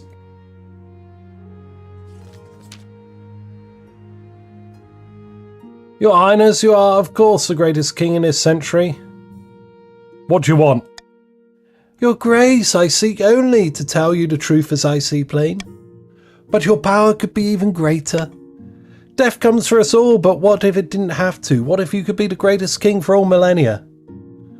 No, that sounds sacrilegious. Perhaps it is, Your Highness, but perhaps it's simply making use of opportunities the knife God provides, if you are strong enough to take them. I can arrange more meetings so we may discuss this matter further. The door bursts open. Aha! I see they got to you before I could. Your Majesty, the Counts are trying to prop up your ego. My agents tell me they aim to recruit you into a cult of immortal blood drinkers. Ha! Ho ho! Ah!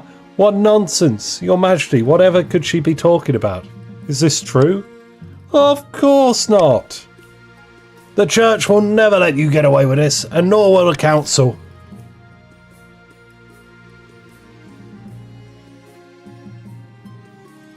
I mean, call for unity. I will not join this cult, right? Absolutely. No, that's some kind of cult. The Countess would never do that. Exactly. I refuse. Will you refuse with me?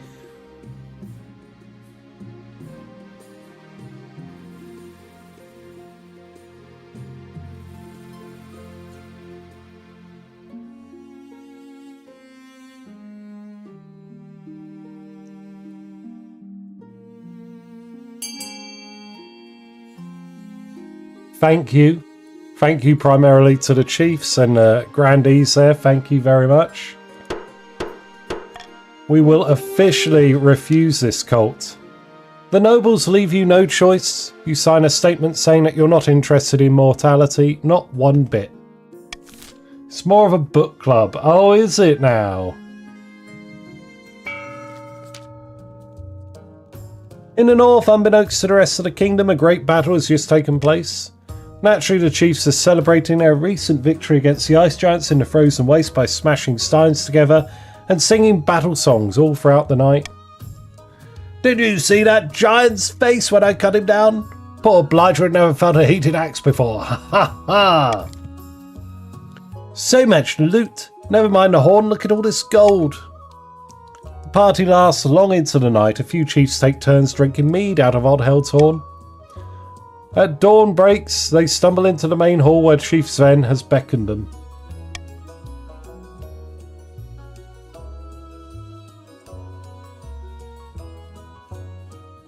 Quiet down, you louts. It's time to get serious. This horn has the power to collapse buildings, cause earthquakes, even destroy mountains. We must vote on how it will be used. Threaten to destroy the kingdom's food supplies, lower others' farming, or sneak into the capital and collapse the palace on the monarch's head, lower authority. What's going to be your goal, your final goal for the game, chiefs? Lower authority by blowing up the palace, or lower others' farming, destroying their food?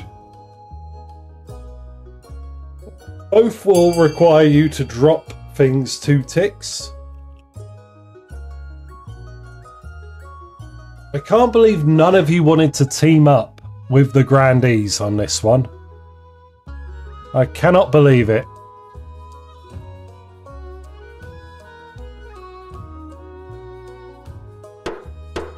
Okay then. A bit too sneaky for my liking, but it'll get the job done. We best make sure that security is lax enough for us to sneak in. I'm sure we can convince the king to relax a few restrictions here and there. For the good of the realm, of course. For the final stage of their scheme, the chiefs must lower authority to 1 or less.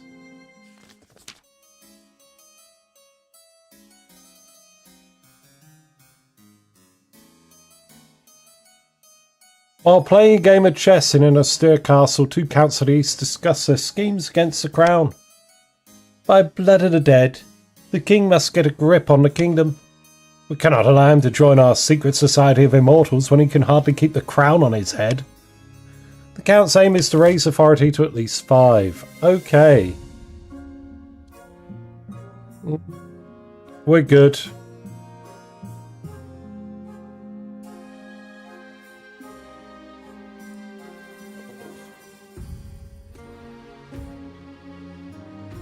Alright, the Warlock's letter, then recovery, then a terrible curse. Okay, let's see what the Warlock has to say.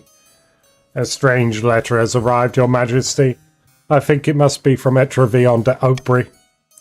You reach out your hand to take the letter, it bursts into flames. Your spymaster throws the burning missive to the ground, and the next moment it morphs into a screeching spirit made of living fire. Witchcraft! Witchcraft! Speak, apparition! Have out with your devilry! A voice like iron dragged over hot coals proclaims, I hear you wish to kill my master. I know you tried, you pig. Meet with my master at his temple between the gods' good ground, or he will drown the east in blood. Oh, the burning spirit takes flight and begins to circle the council chamber. We will have no parley with this madman. Tell his abomination to be gone. I have a notion, your majesty. A parley would present the perfect opportunity to ambush the 8 chapters in a circle. No. No ambush. We're going in, and we're going in hard. Take up arms, everyone. See. It's finally time to fight someone, right?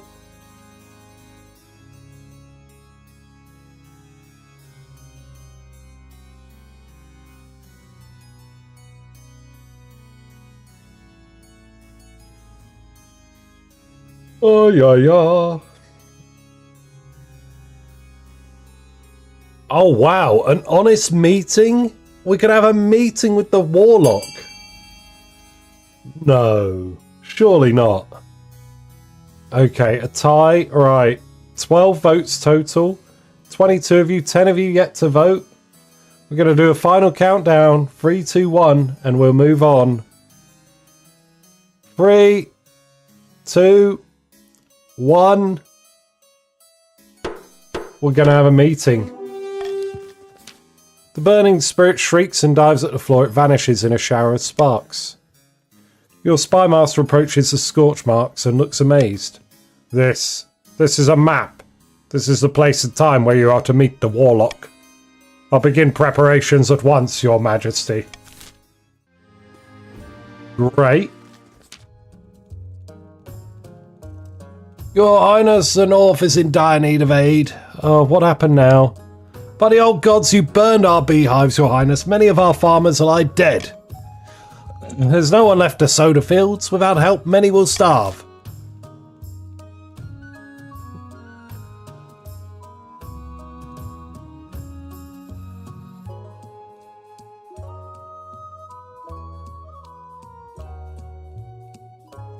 I think we'd want to send aid, right?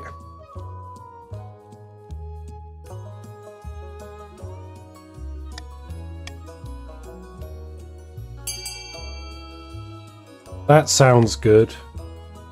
Let's rage bait the chiefs. I mean, I don't want them starving.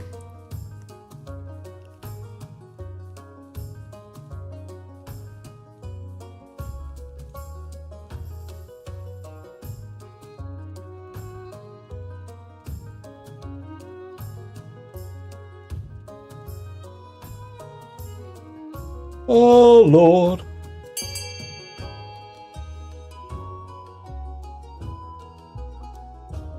All right. The farmers accept your aid gratefully and put it to good use. New hands are hired and farmers trained. Coming seasons will be hard, but the north will recover. There we go. Finally, a terrible curse. Grandees, Agents Fujimaru rushes into the council chamber breathless and in disarray. By the old gods, you look like you haven't slept for weeks. That's because I've been placed under a curse. Look, my hair's falling out in chunks. By the ninth god, get away from me. It was one of my knaves. I saw it in her eyes. She's an evil witch. No. No. Another 60% roll. Oh, it's a guaranteed failure. I don't like it. Help. Surely the fifth 60%? Yeah, okay. Pick what 60% you want. Call for unity's in effect. Oh. I can't take it anymore.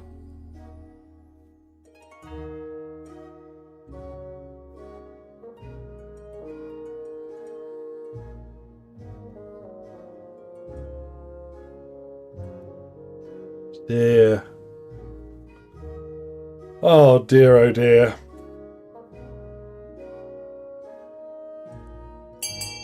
Okay, we're leaning towards having the witch tested. Anybody have anything to say? 3, 2, 1.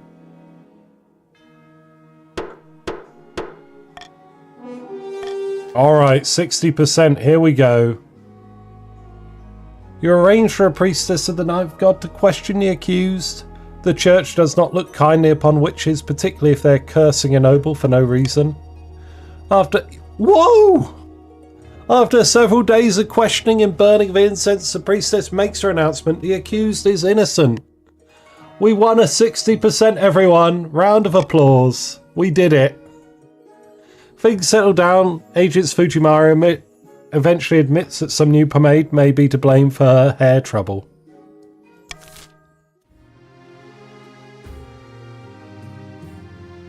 Fantastic. Fantastic, fantastic, fantastic. Alright, Chiefs are on their final stage in their scheme. They want to lower authority to 1 or less. Counts want to raise authority to 5 or more. And the Grandees want to lower total farming to 14 or less. It's currently at 19.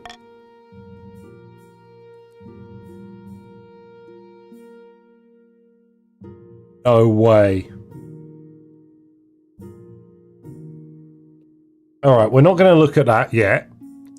I don't need another abomination running around. Let's parlay with the cult. The dead at night, you begin a secret journey to meet the 8th chapter in the east. It's just you, your spy master, and your honor guard disguised as common soldiers, rattling away in the back of a worn cart for 100 miles. At a wooded grove, you're greeted by a gaggle of wild-eyed followers with number 8 branded into their foreheads. They push a giant boulder away to reveal a cave entrance. Be on your guard, your majesty. You're led down a long tunnel, at the end of which rests an enormous metal arm. Like a limb of a fallen giant, EP01 stands atop it. I am EP01 de Aubry. They call me the Father of the East. Welcome, your majesty. I'm pleased you chose to meet with me. Get a load of this. You only see EP01. Well, it's literally just this event. Rare sprite, yeah. Even rarer, I think, than the Watch Captain. You bear witness to his arm, the arm of the ape. Surely you must now believe the prophecy.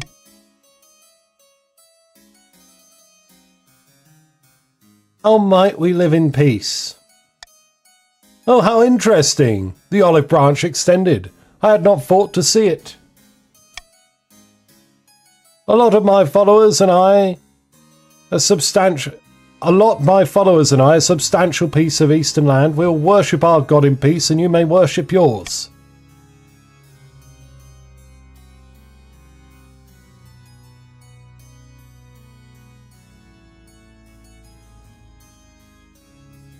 What do I do? Do I give him half the east? Yeah, tap the sign. I feel like if I do this, I'm in breach of like the main promise a king has to the king's nobles, right? I'm also overconfident. I think I would just declare war, right?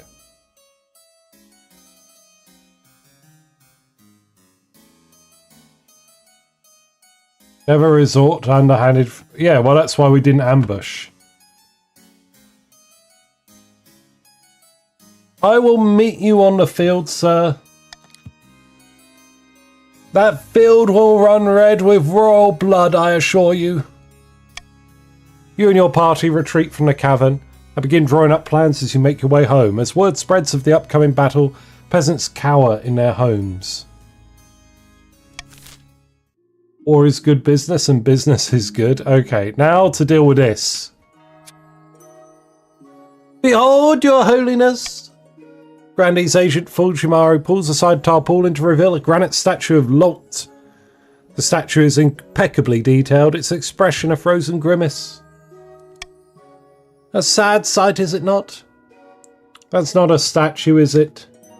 Astutely observed, your holiness. This is all that remains of my fellow grandee. It seems the Stone Maiden is abroad in the south. Isn't there a fairy tale about the Stone Maiden?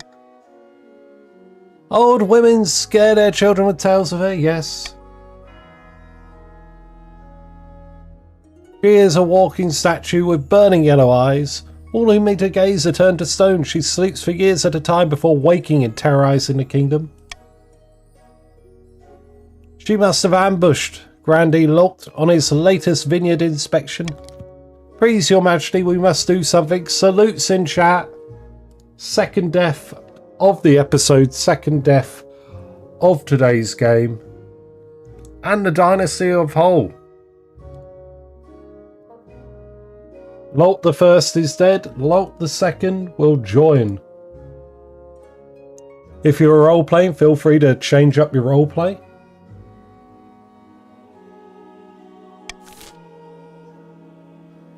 We can't afford to hire a wizard.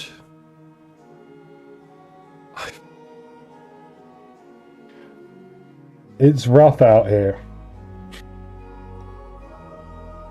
Send an army to smash the thing to rubble would be... If we had an army... B's a guaranteed outcome, it is.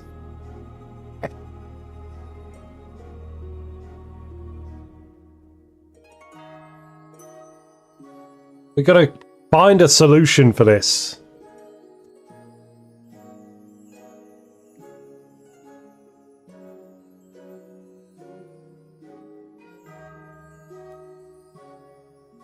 Fitting, considering the whole scheme thing.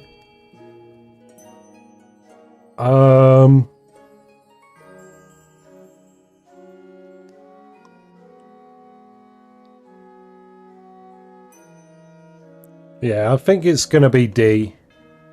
Oh, it's definitely... Okay, D has 8 votes. 8 to 5. I think it's D.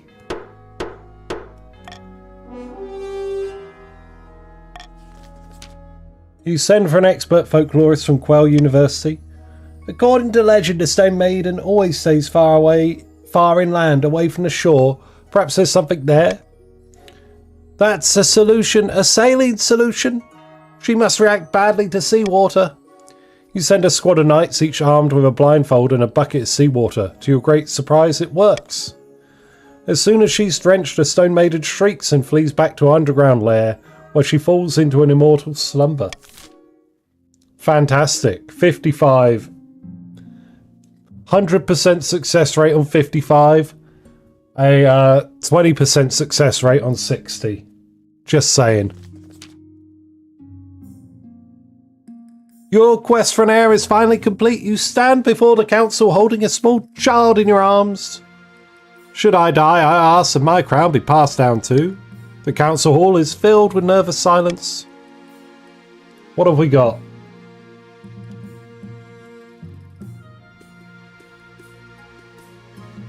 Be free. A free. My cousin and adopted child. The assembled nobles break out into polite applause. By designating an heir, you cemented the stability of the kingdom. Your greatness, may I be the first to congratulate you on adopting an heir. What is their name? Thrifty II. The gods are good, your greatness. I'm sure little Thrifty II will grow up to be a chip off the old block. Congratulations on finding an heir. Now you just need to fulfill your ambition to win the game. Expect a visit from the Spy Master soon.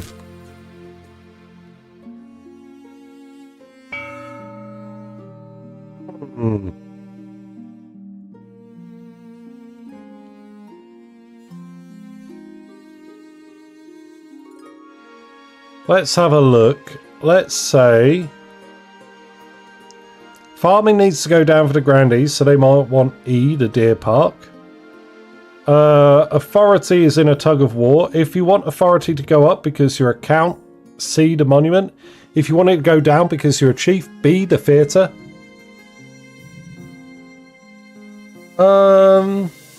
That's about it. So those are the 3 items people will be bidding on, I imagine. We're going to start the auction now. Type !fund followed by the letter of the item you would like to fund, followed by the amount of money you'd like to fund it with. Top 2 items will be built and take effect. Bids on other items will be refunded. You've got about 40 seconds to get your funding in, but there's a slight delay on stream, so I'll type in chat when there are 10 seconds left. Let's see, C&F, the observatory? Oh. Okay. Alright, I mean, I don't understand it, but that's what it is. So we got C, the monument, F, the observatory. 10 seconds, everyone, 10 seconds.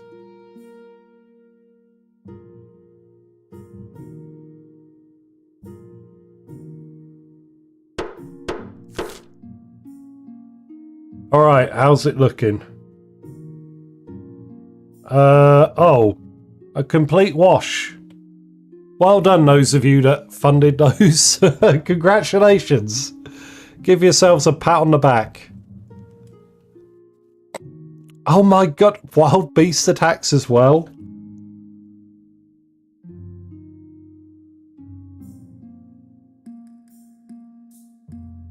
Okay, let's deal with the Battle of the Arm first. This is the conclusion.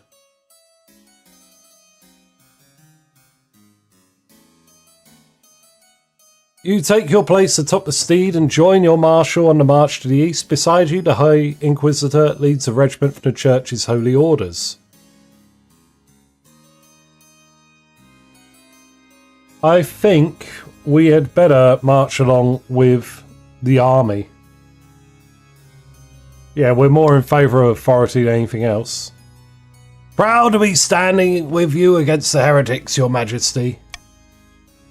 Soon you're in sight of Warlock's Wood. A horde of cultists has swarmed the surrounding vineyards. The ground shakes and the earth bursts asunder. An enormous metallic arm emerges, scuttling on metallic, centipede-like legs. Eftravion da Opry is astride the monstrosity, his staff held above his head. The closed fist of the giant arm begins to open. Your Majesty, we must strike before it's too late.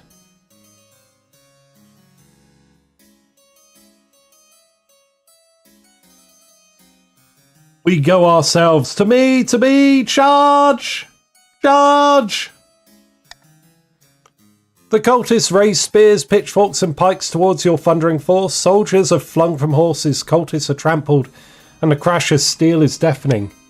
The battle is mayhem. You lack the numbers or will to overcome the zealous horde. You watch in horror as the great iron hand fully opens. A large glowing orb sits in the centre of the palm. A column of red fire pours out in a long, hateful tongues. A swath of your troops further up the hill is consumed and vanishes into ash. Your marshal sounds the retreat, and your force flees, pursued by deadly light of the armoured god. The day is lost. You must slink back to the capital and see what remains. Yikes. Yikes. Yikes. Yikes. Yikes. Not good. Thrifty's folly. That could cost us our ambition, actually. Your Highness, I bring ill tidings from the north. Wildlife has gone berserk in rural areas. They're attacking villages and travellers all across the region. Beasts, you say? What are these creatures? We got a Franda.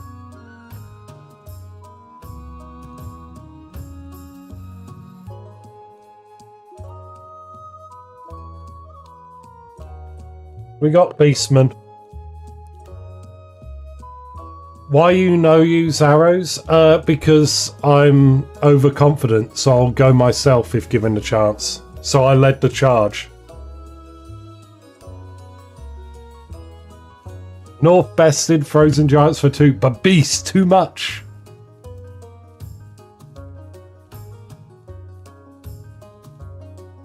Now the counts can't do their scheme. All it took was a sacrifice of royal credibility and Eastern lives. I mean, to be honest, I can't remember what happens when things end. Don't assume it was 4D chess. I just do whatever's best for the character's roleplay. It is what it is. They are great hulking beasts, clearly twisted by magic. Some say they walk and talk like people. The Northern warriors are afraid. They say the creatures are a dark omen, the sign of the end. 5D chess, 5 head, yes. By the 9th, what's got into these chiefs that they can't handle a few wild animals? Okay, Mero. The other regions have plenty of their own problems, Your Highness. No one wants to march up to the frozen north for something like this. You're all as useful as nipples on a breastplate. Point of order, Your Highness. Though the church's presence in the north is minimal, we could provide shelter to those who need it. All will be welcome, whether they're adherents to the true God or not. It's the least we can do. Or if you can afford it, a detachment of mercenaries who aren't afraid of a few wild bears. That should put an end to this so-called crisis. We're gonna do something. Vote as you please, everyone. I'm gonna go to the bathroom.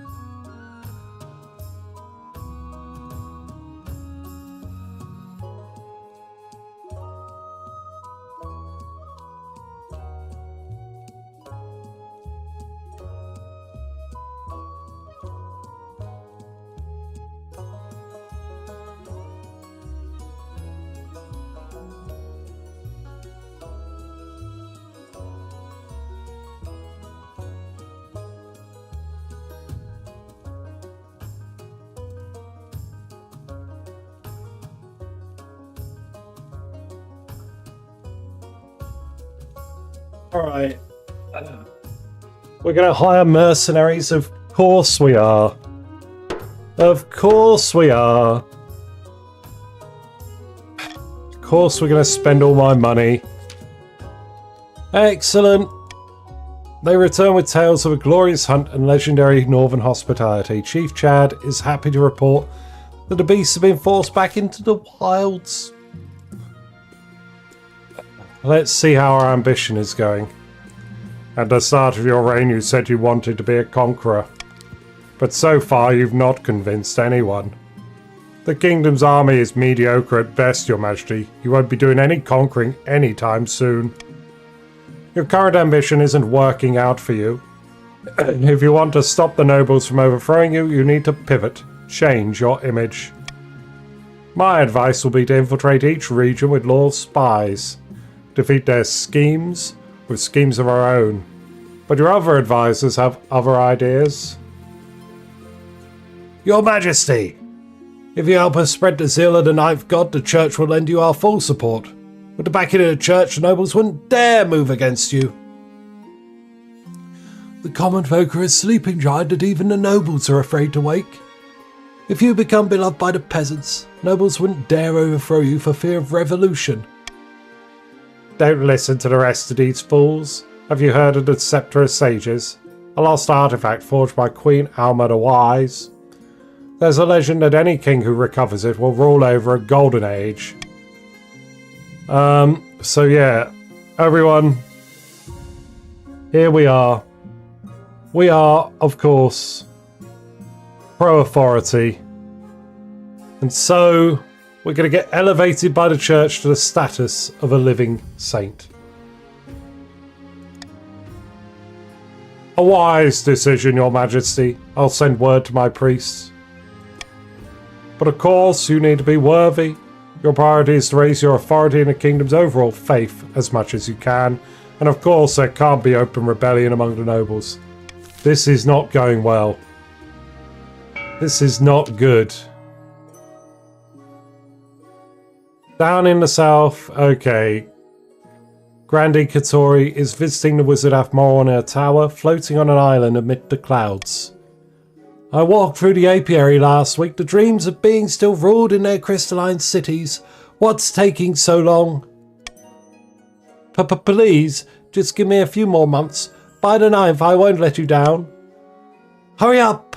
I'm not accustomed to failure. Sparks fly from Afmor's fingers and Grandi Katori yelps in pain, his hair standing out on end. The Grandi's aim is to lower all regions' combined farming to 14 or less.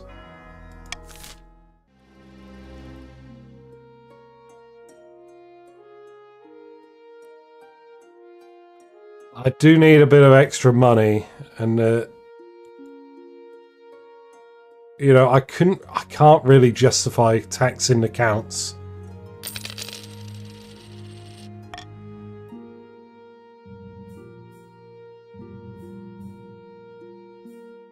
Noises in the night and the 8th chapter.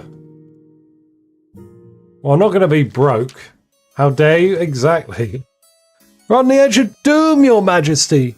Stoneclaw Keep is under siege and our armies cannot hold out against the 8th chapter for much longer.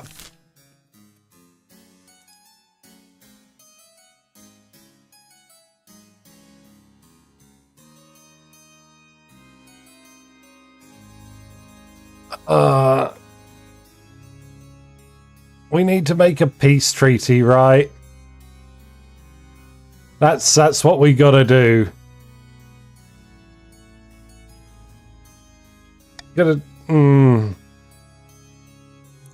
Will you vote for B?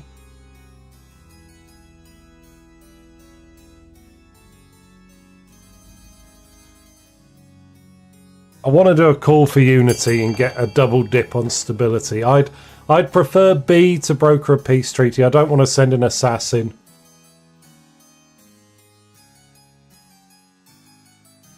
Just veto if you must. I mean, I was tempted to do it, but I know I've got other events. Plus, I don't... Are you actually going to do it?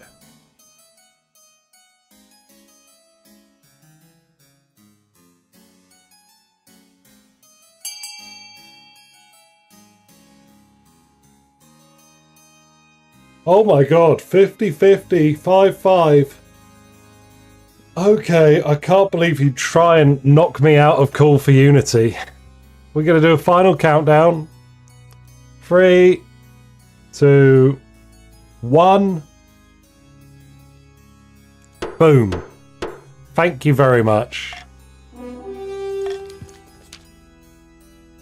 This will not stand. It cannot stand.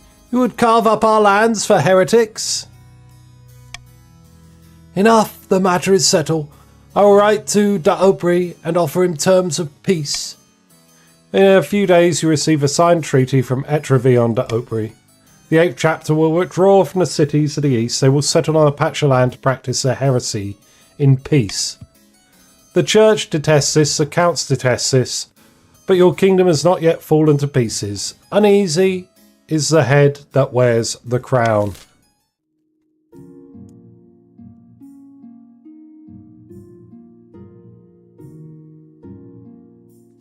Noises in the night. A starry winter just like any other until you awake to screaming in the courtyard. Get up and investigate. Rubbing sleep from your eyes, you trudge over to the window and push it open. A cool breeze washes over you, as does the pale light of the crescent moon. Then you hear again a blood-curdling scream, followed by the sound of shouting down below, then a deep guttural roar. Something is attacking the palace watch. Find a weapon and head down. You look around the room, there's an assortment of arms to choose from. We're gonna take the old sword down. Brandishing the weapon in your hand, you get a feel for its weight before slowly pushing the chamber door. Your honor guard are nowhere to be found. What in Celestaff are you doing? Don't go out there. We're gonna move silently. Stepping bravely into the darkness, you begin your search for the source of a horrible noise. The silence is more than you can bear. Despite Vostok's protests, the two of you tiptoe down the spiral staircase, listening for clues. There's another scream, this time much closer, around the next corner. A watchman is thrown against the wall in front of you, falling limp to the ground. Before you can react, a creature appears in the dim torchlight. A hulking, mutated ursine figure stands before you on two legs, its maw dripping with blood. You don't have time to think before it roars. The sound is deafening. Vostok screams loud enough to wake a troll, but the bear pays him no mind. It has eyes only for you. Come at me, bro. You wait for the beast to make a move, looking straight into the black pits of its eyes. When the bear swings at you, you're ready. You dive out of the way and prepare a counterattack. The blade strikes true, despite its short reach. Though the beast bats you away, it's too late. Your sword sticks firmly from its neck. A giant corpse collapses and you dive out of the way just in time. Then everything goes still. Moments later, your marshal and the honor guard come rushing into the room. I came as fast as I could, your majesty. What in the name of the ninth god is that beast?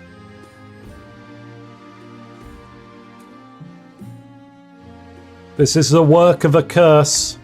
Perhaps you are right, your majesty. We'll have someone study it just to be sure. The creature's body is dragged away and eventually donated to the University of Quell for further study. Stories spreading your bravery and martial prowess. Commoners and nobles alike find new respect for the king who has slain a bear in his nightgown. We are good. We killed the cursed bear. This is not so good though. It's going to be like a 20% 20 or 30% for the faith. And authority will be 40%. Your Majesty, I've received messages from the priests beyond their capital. They've been working hard to promote your power every sermon. And what they've been saying? The crown has the divine right to rule, but my priests are pushing that message a bit harder. A bit more of a divine mandate. 40%. Are we good? I don't think we are, but are we good? Unfortunately, we've hit some difficulties. Of course. Nobles challenge your claims of holding a special place in the Ninth's favour. As they should. As they should. Oh, the Ninth God loves me. Okay, where's the proof? Hordes of ghouls. The heresy I've allowed to take up place in the East. Haunted furniture. The undead saint running around burning the South. I mean, in terms of faith, we have done... This wasn't even the faith roll. The common folk are similarly unconvinced. Everything's bad. To improve your chances of victory, focus on increasing the kingdom's authority and faith as much as possible next 2 seasons. Difficulty will decrease.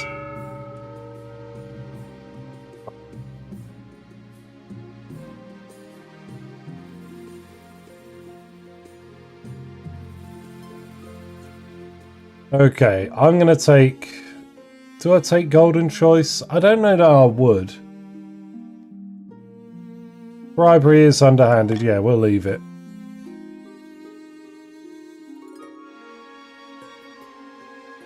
Yikes, yikes, yikes. Okay, a city in flames. Let's go. Gibbo, hello. Your Holiness, there's been a terrible fire in the city of Kavana. Well, once there were buildings, there is now a field of smouldering ash. Dozens of peasants have died. What caused this fire? A cow kicked over a lantern, Your Highness. Some milkmaid was burning midnight oil and must have unexpectedly cold hands. Well, I'm sorry to hear your city's gone up in flames.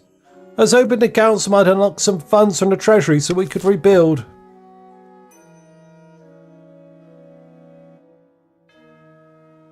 I'm going to do a call for unity. I cannot afford it. Is a bone man burned it down? Oh my god, yes, that really is.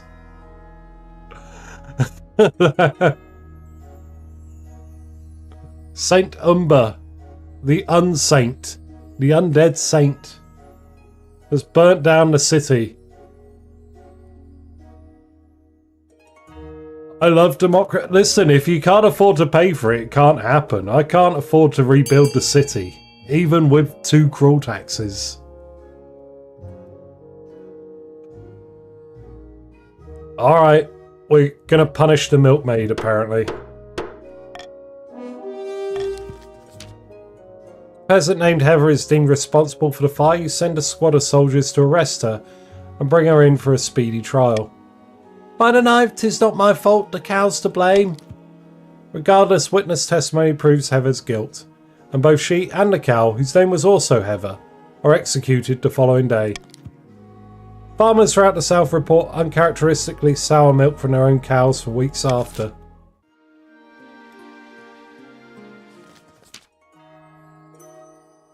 Hello, Kitty.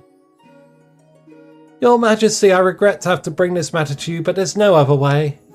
We've been tracking a northern criminal who's wanted in conjunction with a high number of high-profile incidents back home.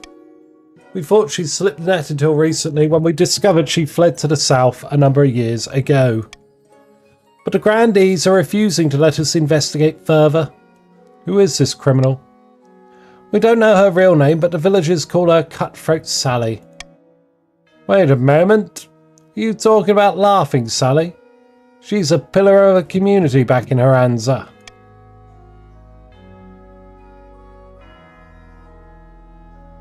Oh. Walgrim. Oh no. I hope you find them. I know you've been working on that a long time.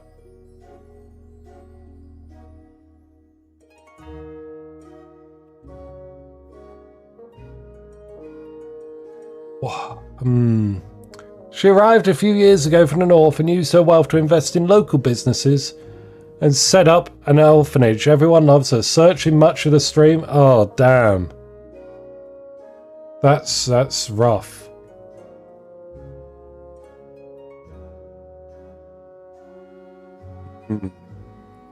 Will it be... how easy is it to replace them?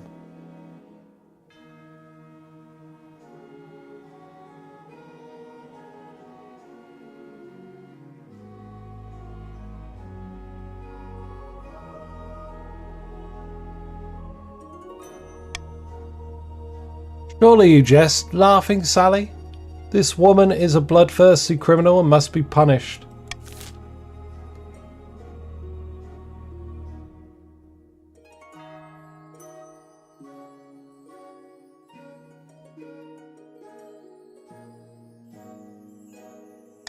Summon her to the capital, I think. Irritating more than anything, about £2 in cost, but I have to go to the print shop. Yeah.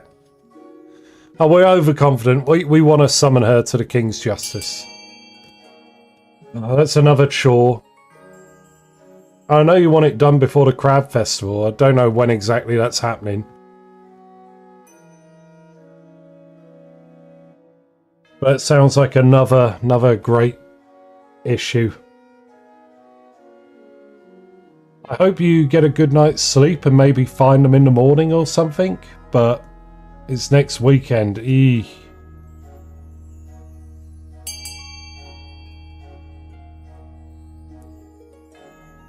Well, at the very least, that, like, you know, you can get replacements with, like, what? Like a morning's trip?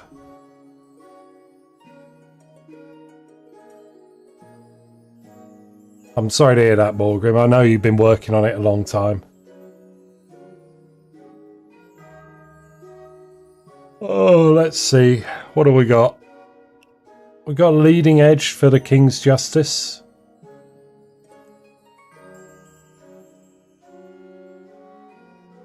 Right, 3, 2, 1.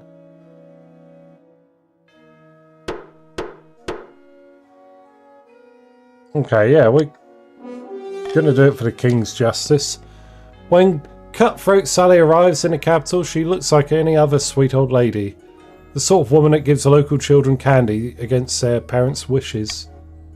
How can I help you, dearie?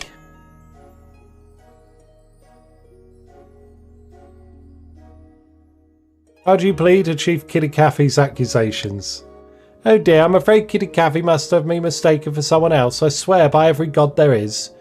Your greatness, I never pillaged anything but my pantry.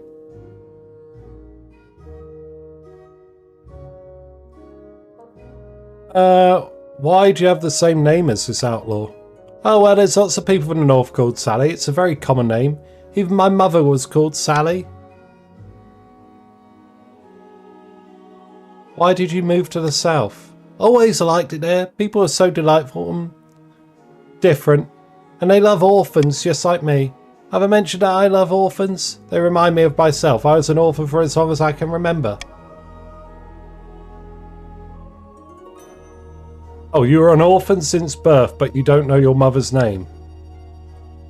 Suddenly, Sally's face shifts. She adjusts her posture, standing up straighter and staring you right in the eyes. Alright, you got me.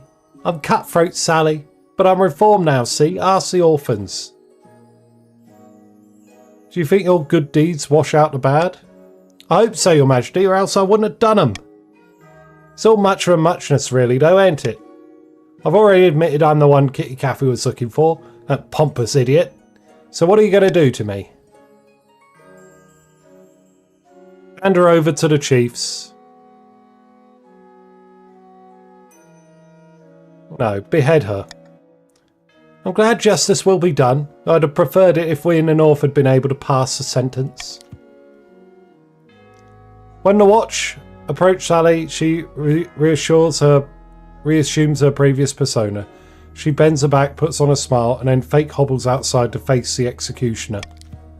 Later you hear that the capital has seen some light rioting over your decision to execute a nice old lady. It is what it is. What's next? In the name of knowledge. For a reason you cannot quite fathom, a cloth-covered cart is wheeled into your court. It stinks all the way to thereafter. Your Highness, I bring troubling news. Troubling how? The body of one of the palace watch, at least it was. You were slain a few months ago in your castle after trying to kill you, do you recall? The bear? Just so, Your Majesty. This is he, transformed by some terrible curse. With your permission, I'd like to study him further to determine the curse's origin. The university would pay handsomely for the privilege. No. No more curses, no more dabbling in that. Just give him his last rites. You know when to leave well enough alone. Studying the former man is more dangerous than laying him to rest. You allow the priest to bless him, then burn the body as a precaution.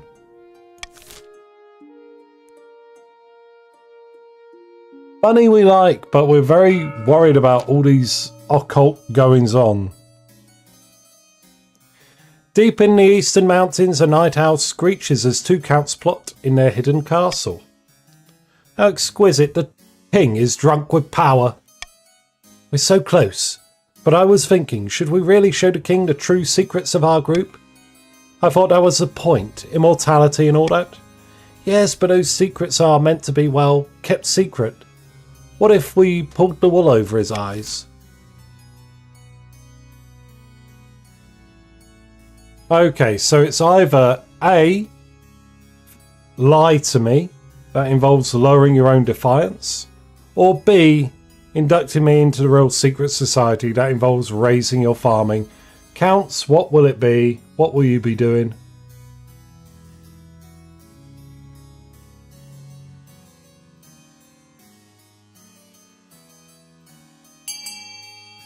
Counts? What's up? Where are we all? Is there a big delay?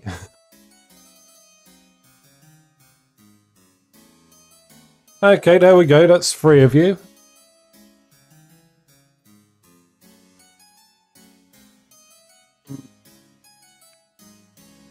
All right, 3, 2, 1.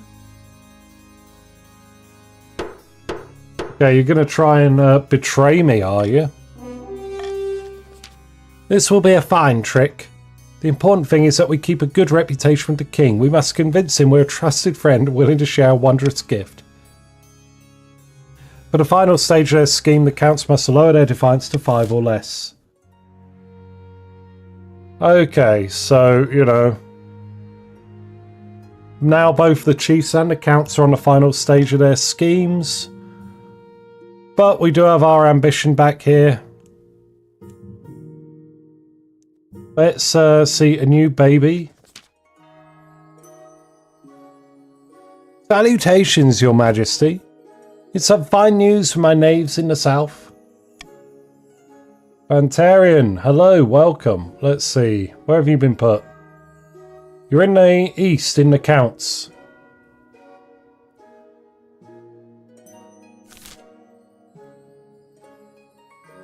The baby has been born on your birthday, bearing a birthmark in the shape of the number 9. A fantastic omen. Perhaps we should mark the occasion.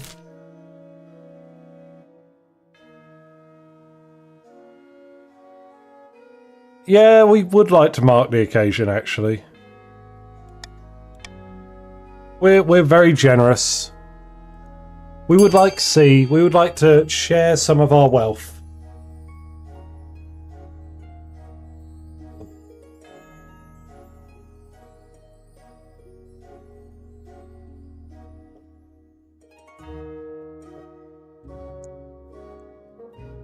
I don't know why the chiefs would want to send in the Inquisition, but okay. Vote C to vote with me, everyone, and we can bestow a gift upon these wondrous parents. Alright, yeah, 7 to 4, okay, 8 to 4. 3, 2, 1. That'll do. Because it means the Inquisition will be on the opposite side of the kingdom to the chiefs. Oh, yes! Okay. I suppose that works. Oh, praise be. Knight bless you, Your Holiness. The common folk will appreciate your generosity. There is another matter. They asked permission to name the baby after you. What do you think?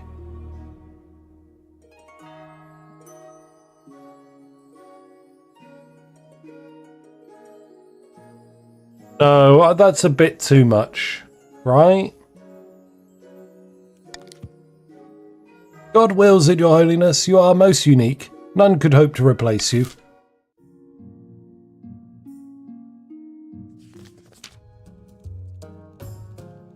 Chief Advisor strides into the council chamber, distraught, waving a dead rat by its tail.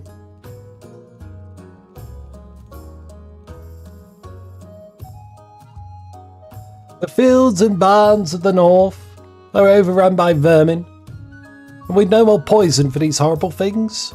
We can't cope anymore. Alright.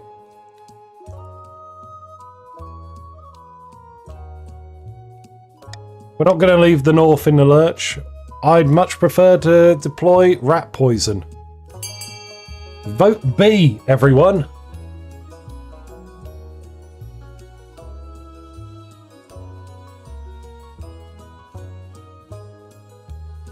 Oh, we might send them cats instead.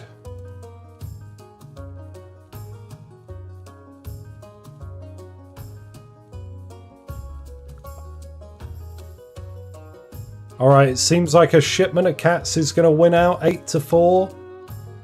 3, 2, 1. Boom, boom. Chief Advisor bows to you deeply. I can't thank you enough, Your Majesty. You send a caravan of cats over to the north. By the time they reach their destination, they're both hungry and very angry. The perfect rat-catching mindset. Despite a promising start, 80% failed now. The cats prefer lazing around in the sun to actually catching vermin. The chiefs lament the foolishness of the council. Well, well, well. Spent more than half my treasury on that one. Let's see what happens. My priests send word from beyond the capital, Your Majesty. Ninth willing, it's good news. Maybe it will be this time. We've leveled up our authority a bit. Your command of the kingdom is masterful, Your Majesty. The nobles are in no position to push back against you. Now the true journey of sainthood begins. We'll scour the kingdom for miracles so you can show the holiness of your rule. Excellent. I shall write to my priest directly. They will investigate any potential miracles and send word once they find something. 40%. Alright, so. Not great. Not fantastic. But we have a chance. Send me good vibes. 40 is in versus 60, so this is guaranteed. Let's see if that rings true. Yo, it's true. 40 was it. 40 was the one. Oh my god. We got a Thrifty the second for next week. Despite all the odds, how did this happen? After a few weeks, Grandee Katori arrives excitedly. We are blessed, Your Holiness. Excellent news from the south. 9 white gazelles were seen close to a Grandee's manor, and a group of Grandees followed them deep into the desert. There they found an ancient forgotten church, half buried in the scrubland. The gazelles vanished, leaving only a handful of fur. Besides, you must recall how last week the statue of St. Bertram wept after you visited the cathedral, and that a peasant reported a vision of you being blessed by the ninth. When the king's rule is holy, the ninth god rewards. Everyone agrees that the signs are here. Does that mean it's time? I believe it is, Your Majesty. I will make preparations for the ceremony at St. Bertram's Cathedral. I look forward to seeing you. That evening your husband comes to see you. I hope the nobles don't push back on this. They always have something to say. I want the church and crown to work in harmony. As a saintly king, you're just the person to do it. Before you know it, the time has come. On a gloriously sunny day in the capital, and the layers upon layers of ceremonial robes are rather hot. You stand before the Archbishop in St. Bertram's Cathedral in front of the gathered nobles. Vostok stands beside you, his hand in yours. Off to the side, Thrifty II is watching excitedly. They occasionally try and dash into the crowd, but their governess retrieves them every time. We gather before the power of the ninth god to witness the holy influence of King Thrifty. There follows a very, very, very long sermon. It goes on, and on, and on, but eventually it's time for your blessing. Blanket of silence falls over the cathedral. You step forward and the Archbishop sprinkles holy water upon your brow. Perhaps you feel something.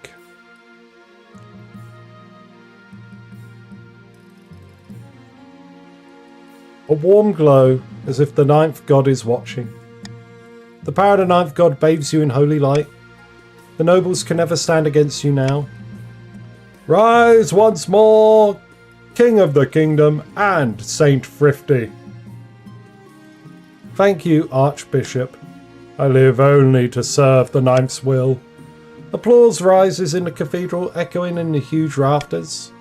Surrounded by her red-robed devotees, High Inquisitor is watching closely. After a moment, she applauds with the rest. At the next council session, the nobles arrive to find a cluster of inquisitors who have joined your honour guard. What are they doing here? Since when does the Inquisition have a place in the council? By the ninth, hush. Do you want to be tried for heresy?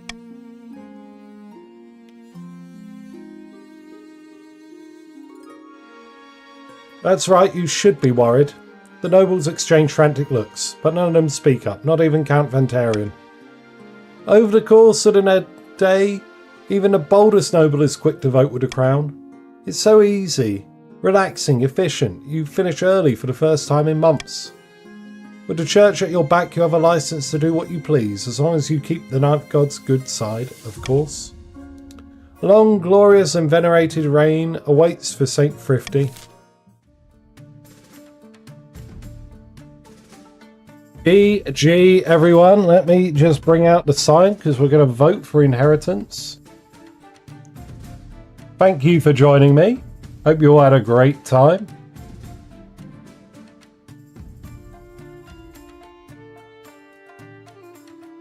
New poll. So what will Thrifty the second be? Will they be gallant? Or will they be overconfident?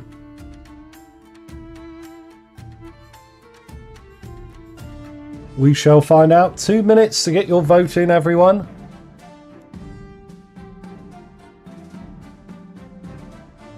Let me drop down the sign. And we'll read out the book. The chiefs abandoned their hopes for Oddhel's Horn, which passed into legend once more, a treasure fit only for seducing adventurers into the frozen waste where ice giants or hypothermia await them. With their plans in tatters, the counts retreated to their castles to brood. Their olive branch was rejected, the secret of eternity that they had guarded for aeons. They would not be so kind again. The attempt to woo Afmoral to the southern cause was doomed to failure. Eventually, the wizard, bored of these mortal quabbles, flew up into the clouds, leaving Grandee Katori without help. Cannot believe this kingdom survived and became holy. Yes, neither can I. Praise be under Saint Thrifty's reign, the church was all powerful. The only thing warmer than the hearts of the believers were the heretics being burned alive. The king died peacefully after another 15 years of devout rule. Legend says that an angel appeared at his bedside to bear him to the thereafter. King Thrifty the Peaceable. Wonderful stuff. Will be succeeded by Monarch Thrifty II. Whopper is the wealthiest, Wolf Warrior the poorest. It's all fair and good. And let's have a look. Monarch Thrifty II. Looking pretty dapper. Got the ginger hair of their... Well, no, actually, it was a cousin, wasn't it? So it's got nothing to do with Vostok. Oh, damn. Alright, overconfident it will be. Overconfident we will inherit.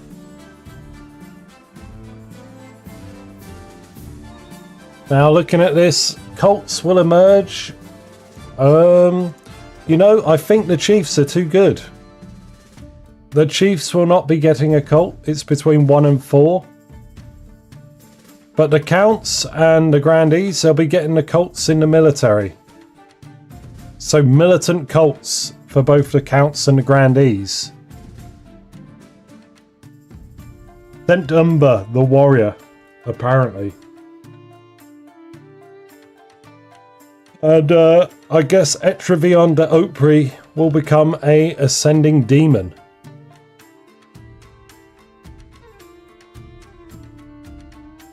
Sound good? I think that works narratively. Sweet, and Sent Umber the Purger. Yeah, it's going to be Sent Umber doing something.